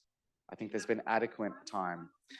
So and again, I would like to say that's kind of been the process. There's been a lot of opportunity for it, providing the opposing view so that people understand what is going on with this particular item. Dissent in the chair is not often called. Generally, there is a lot of understanding, and I think the councillors around this table have spoken to the fact that the ruling of the chair generally is very well practiced, this particular chair. So that is credit to her. So I believe in this instance, it was a fair process. Thank you, Councillor Saab. I'll go to Councillor Athanasopoulos first. Just for those that are going to most likely be either watching this later on or that are here tonight, what we're being asked to adjudicate on is a dissent from a decision that the mayor has taken, in which case shouldn't say she, Councillor Oxley or Mayor Oxley, she still is mayor, decided to move to a closing. Councillor Saab doesn't have that decision. The chair elects to go down that path, in my view, in a judgment on if other people want to speak or do not want to speak. If other people want to speak or do not want to speak. It has been already said that you can do your whole spiel on the motion that's before you if you disagree with it. And at the end of that conversation, you could put an amendment forward if you chose to, which has been done throughout this evening. If I can refer to one particular moment in tonight's meeting, and people can go back and watch this, but Councillor Law spoke to an item, and towards the end of her speech, Councillor Law put forward an amendment for consideration. So in this instance, what we're being asked to is the calling incorrect? Point of order, get to the point. Is the dissent correct? Councillor O'Donnell has called a point of order. Yeah, so just checking what basis. Rambling, reading all the stuff. I'll rule against that point of order. So, Councillor Thanasopoulos, please continue. Yeah, thanks. So trying to explain to those that are either going to be listening to it and hopefully people in the room on what we're trying to decide here in dissenting. So, and my reasoning of why I think that I can't rule that I believe that there has been. Should the clock be working there? It's okay, I'm going to finish. That that there was a dissent from the chair. So that's what needs to be adjudicated on here by all councillors. I suggest you consider it from that perspective and put your hand up forward. I do have empathy for those that do want to put things forward. You may not believe that, that's up to you, but I get that. The reality is that's not what we're being asked to consider here. We're actually being asked to consider what the Mayor has done in her ruling by moving into the closing, by not hearing anyone wanting to speak, if that was correct or not. Thank you, Councillor Thanasopoulos. Mayor Oxley. Thank you, Chair. So we have a document that sits in front of all councillors, and that is the governance rules.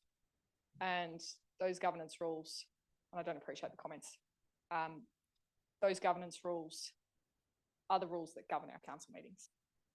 And it has always been my role, my goal as Mayor, is to make sure that in a council of 8 new councillors, that over the time that we have been having council meetings during my mayoral term, that councillors are fully prepped as much as possible before we enter a council meeting. To the point that I have assisted a number of councillors this evening in drafting amendments, including some of the amendments that were going to be proposed this evening, amendments at which I supported. But there is something that a mayor must do, a chair must do, a deputy mayor when they're in that role must do, and that is to run the meeting. It is, as much as possible, my role to ensure that that meeting complies with those governance rules and is able to run smoothly. Throughout the course of that debate, I had asked a number of times for councillors if they wish to speak to the motion, to the point where almost every single councillor around this table had spoken, bar 2. At which point, I believe I even asked at one point whether a particular councillor was moving an amendment, to which the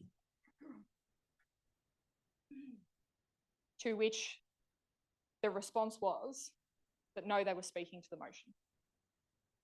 So from my perspective, I can only prompt as much as possible.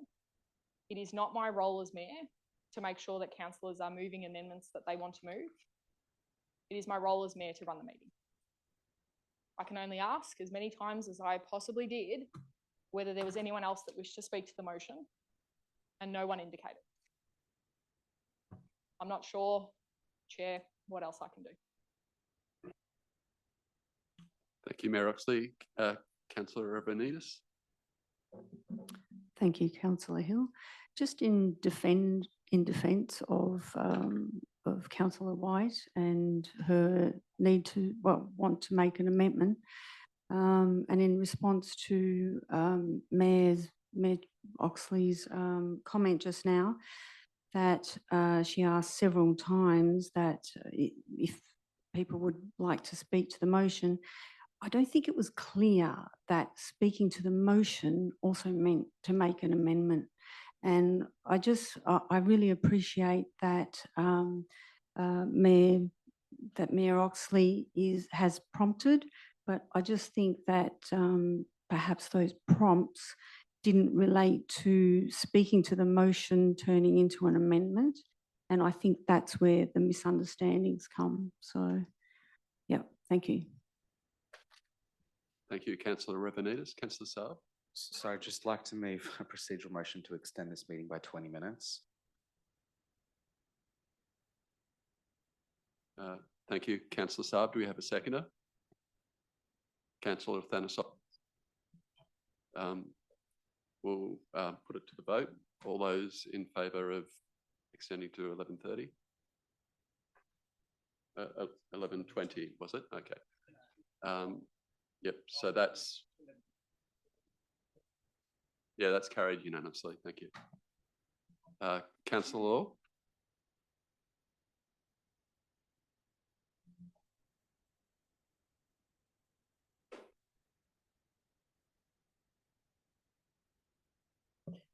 I'll be brief for the first time this evening. I just wanted to make it clear that the Mayor has been elected democratically. The Mayor's role under the Local Government Act, Division 3, 18.1A, the role of the Mayor is to chair council meetings. We as council should have confidence and faith in our Mayor to chair meetings. And when a decision is made by the chair of a meeting, it should be upheld. Thank you. Thank you, Councillor Law. Would anyone else like to speak?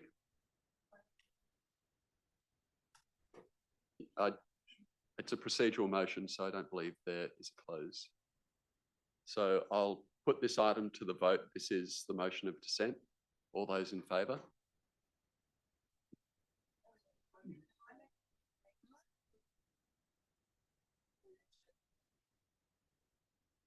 Typically, the mover of the motion would be in favour.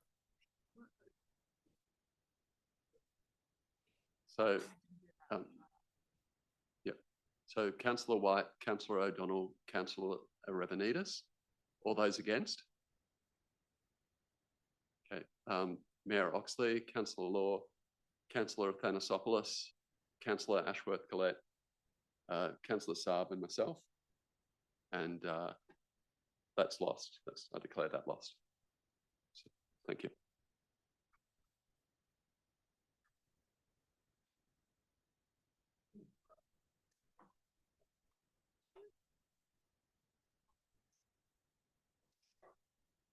Councillor Saab, do you wish to close? I do, thank you, Mayor. I'd just like to highlight in this budget, there was, or in this debate even, there was suggestions of reducing the rate cap to 2.75%. And I understand Councillor Revenides' point in that, and that combined with the cost of living rates package that we were proposing would be a way in which we could deliver more targeted support.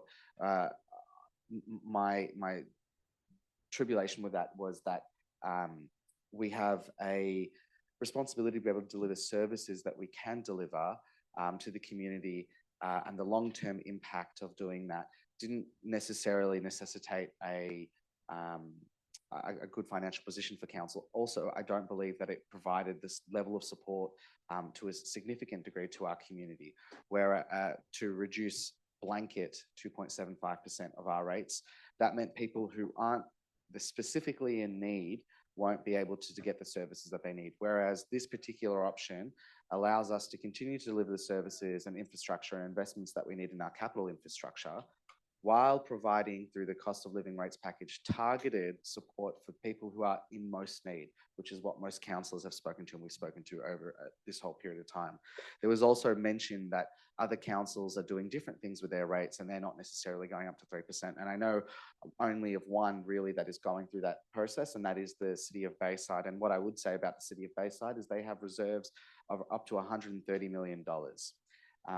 They have the capacity to build the things that they need to build within their reserves without needing to reduce their rates. I will also say that a majority of their rates are split and heavily contained in the more affluent areas of their city, meaning the higher people like Brighton pay a much more significant higher rate than others who live in Cheltenham, as they would pay in the Cheltenham rates across the road in Kingston, because on balance across the way the rates are divided on the value of the household, that's what happens. Like I said, I believe this particular budget response is important. It provides the support that we need through our grant systems. It provides the support for particular individuals, not just in a blanket reduction, but giving them the exact targeted support service that they need, that they've then also said to us through their Talking Kingston submissions and all through the various number of submissions and opportunities for feedback that we've received. I commend this particular budget, and once again, I thank our team for putting it together. Thank you, Councillor Saab. I will now put that to the vote. All those in favour? That is Councillor Hill, Councillor Law, Councillor Athanasopoulos, Councillor Ashworth-Collett, Councillor Saab and myself. All those against? Councillor White, Councillor O'Donnell and Councillor Arevanitis. And I declare that carried. There are no notices of motion. We're now up to item 13, which is urgent business. I believe we have two proposed items of urgent.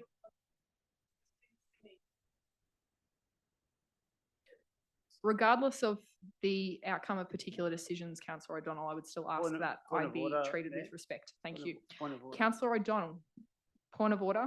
Yeah, just, sorry, I'm just 37.2.8, just contrary to the relevant standards of conduct requiring the treatment of all councillors and members of the public with treatment of all councillors and members of the public with fairness, with dignity, fairness, objectivity, courtesy and respect.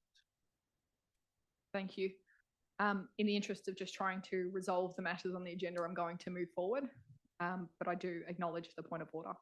Councillor O'Donnell, you're moving that council consider an item of urgent business in relation to Groves Reserve, Aspendale. Is that correct? Do I have a seconder that council consider that item of urgent business? Councillor White? Councillor O'Donnell, do you wish to speak to that? And that is being why the matter is urgent.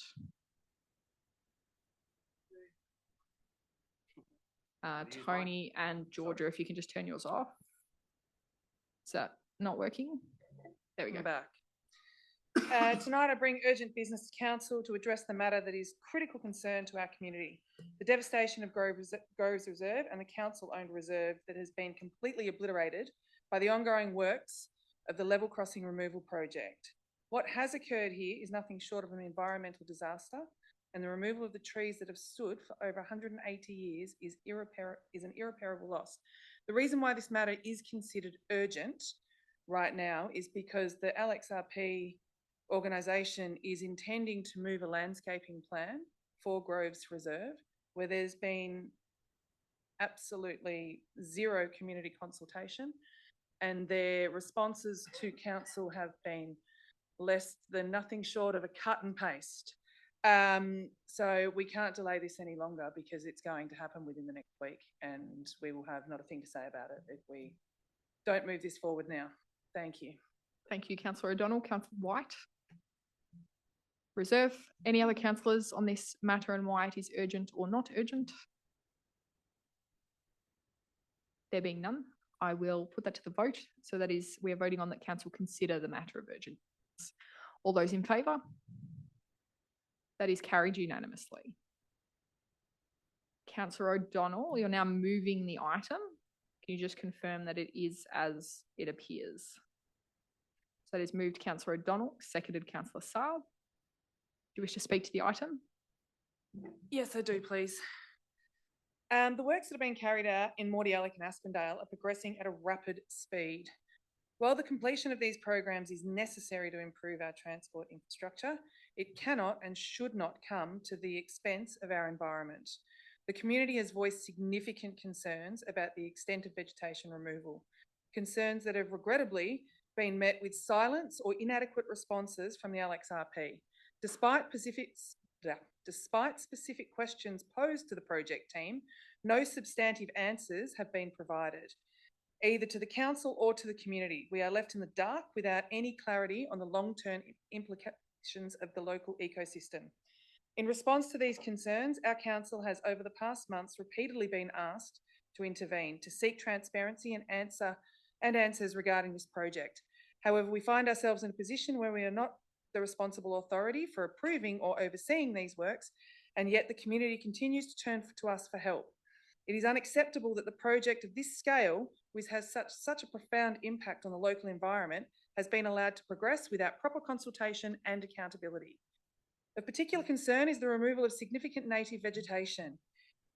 In the case of Groves Reserve, we are talking about trees that have stood for nearly 2 centuries, trees that cannot be replaced in a single generation or even several generations. And yet, despite repeated requests, this council has not received any necessary documentation to ensure the project complies with the planning scheme clause 52.03-7 for the removal of significant vegetation. This level of opency and disregard for due process cannot be allowed to continue. This is why I move this urgent business this evening and this motion that is appearing on screen. Thank you. Thank you, Councillor O'Donnell. Councillor Saab, Reserve. Any other councillors on this matter?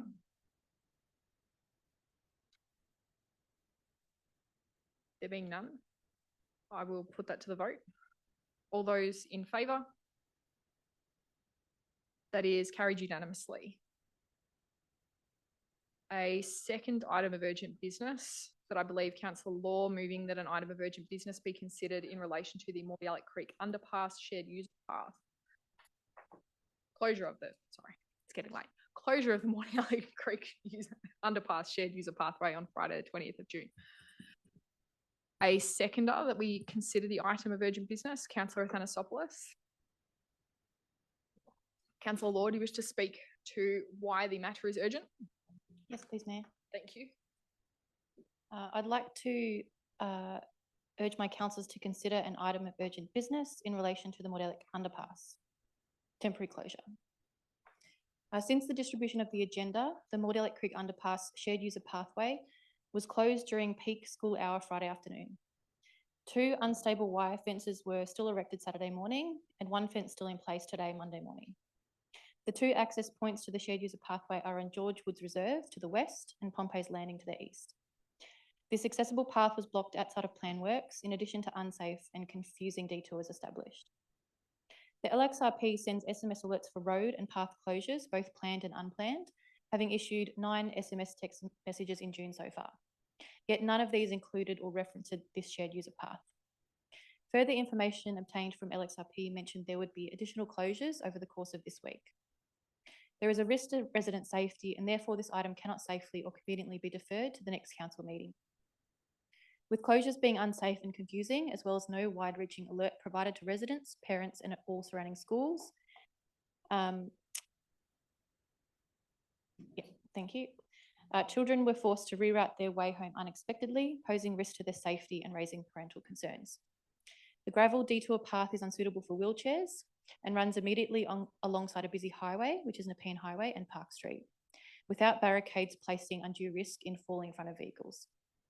Temporary fencing is structurally unsound and signage it was inadequate, simply stating footpath closed.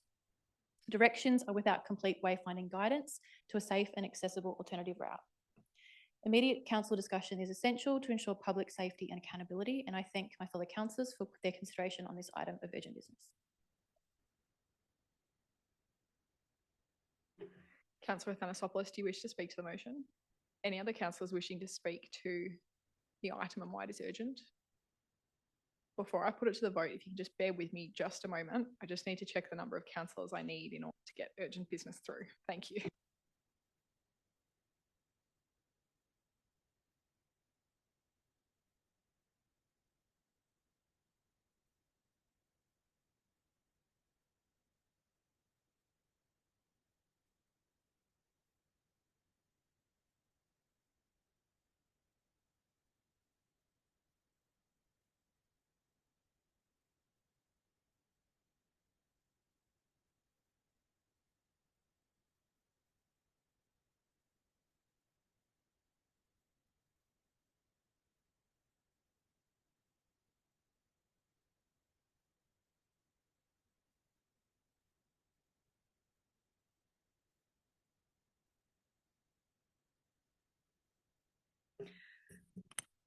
Thank you. I'll now put that to the vote. All those in favour of considering the item of urgent business? I declare that carried unanimously. Thank you. Councillor Law, just checking that what is now on the screen is what you are now wanting to move. Yes, thank you, Mayor. Do I have a seconder? Councillor Athanasopoulos, you be here. Councillor Law. Thank you, Mayor. The intent of the motion is to immediately address LXRP's failings in ensuring its obligations for providing safe construction works surrounding the Morty Creek underpass, and it's requesting LXRP to install appropriate detour signage, wayfinding, and ensure secure fencing is established when usual travel routes are disrupted, and adhering to their safety obligations. LXRP, we're also requesting to communicate safety information to the most likely directed impacted stakeholders. If you're not familiar with the area, it's worth noting that there is one kindergarten, 2 primary schools, Morty College, and an aged care facility in the immediate vicinity. On average, 600 people use this underpass every day, and that number is higher when events are on. The main safety issues associated with inadequate detour signage and unsecured fencing and poor communication results in unauthorised access to the hazardous area, pedestrian confusion resulting in unsafe detours, emergency responders who may not be aware of an obstruction to access the area, and delays which will require additional closures to the underpass. I bring this motion as it appears on the screen to Council to ensure public safety and accountability by the level crossing removal project to our residents, our school children and our local businesses. And the item is as read on the screen. Thank you. Thank you, Councillor Law. Councillor Athanasopoulos, reserve. Any other councillors wish to speak to the motion? I will put that to the vote. All those in favour? I declare that carried unanimously. As we have no confidential items, I will close the meeting at 11:08. Thank you, and thank you to those in the gallery.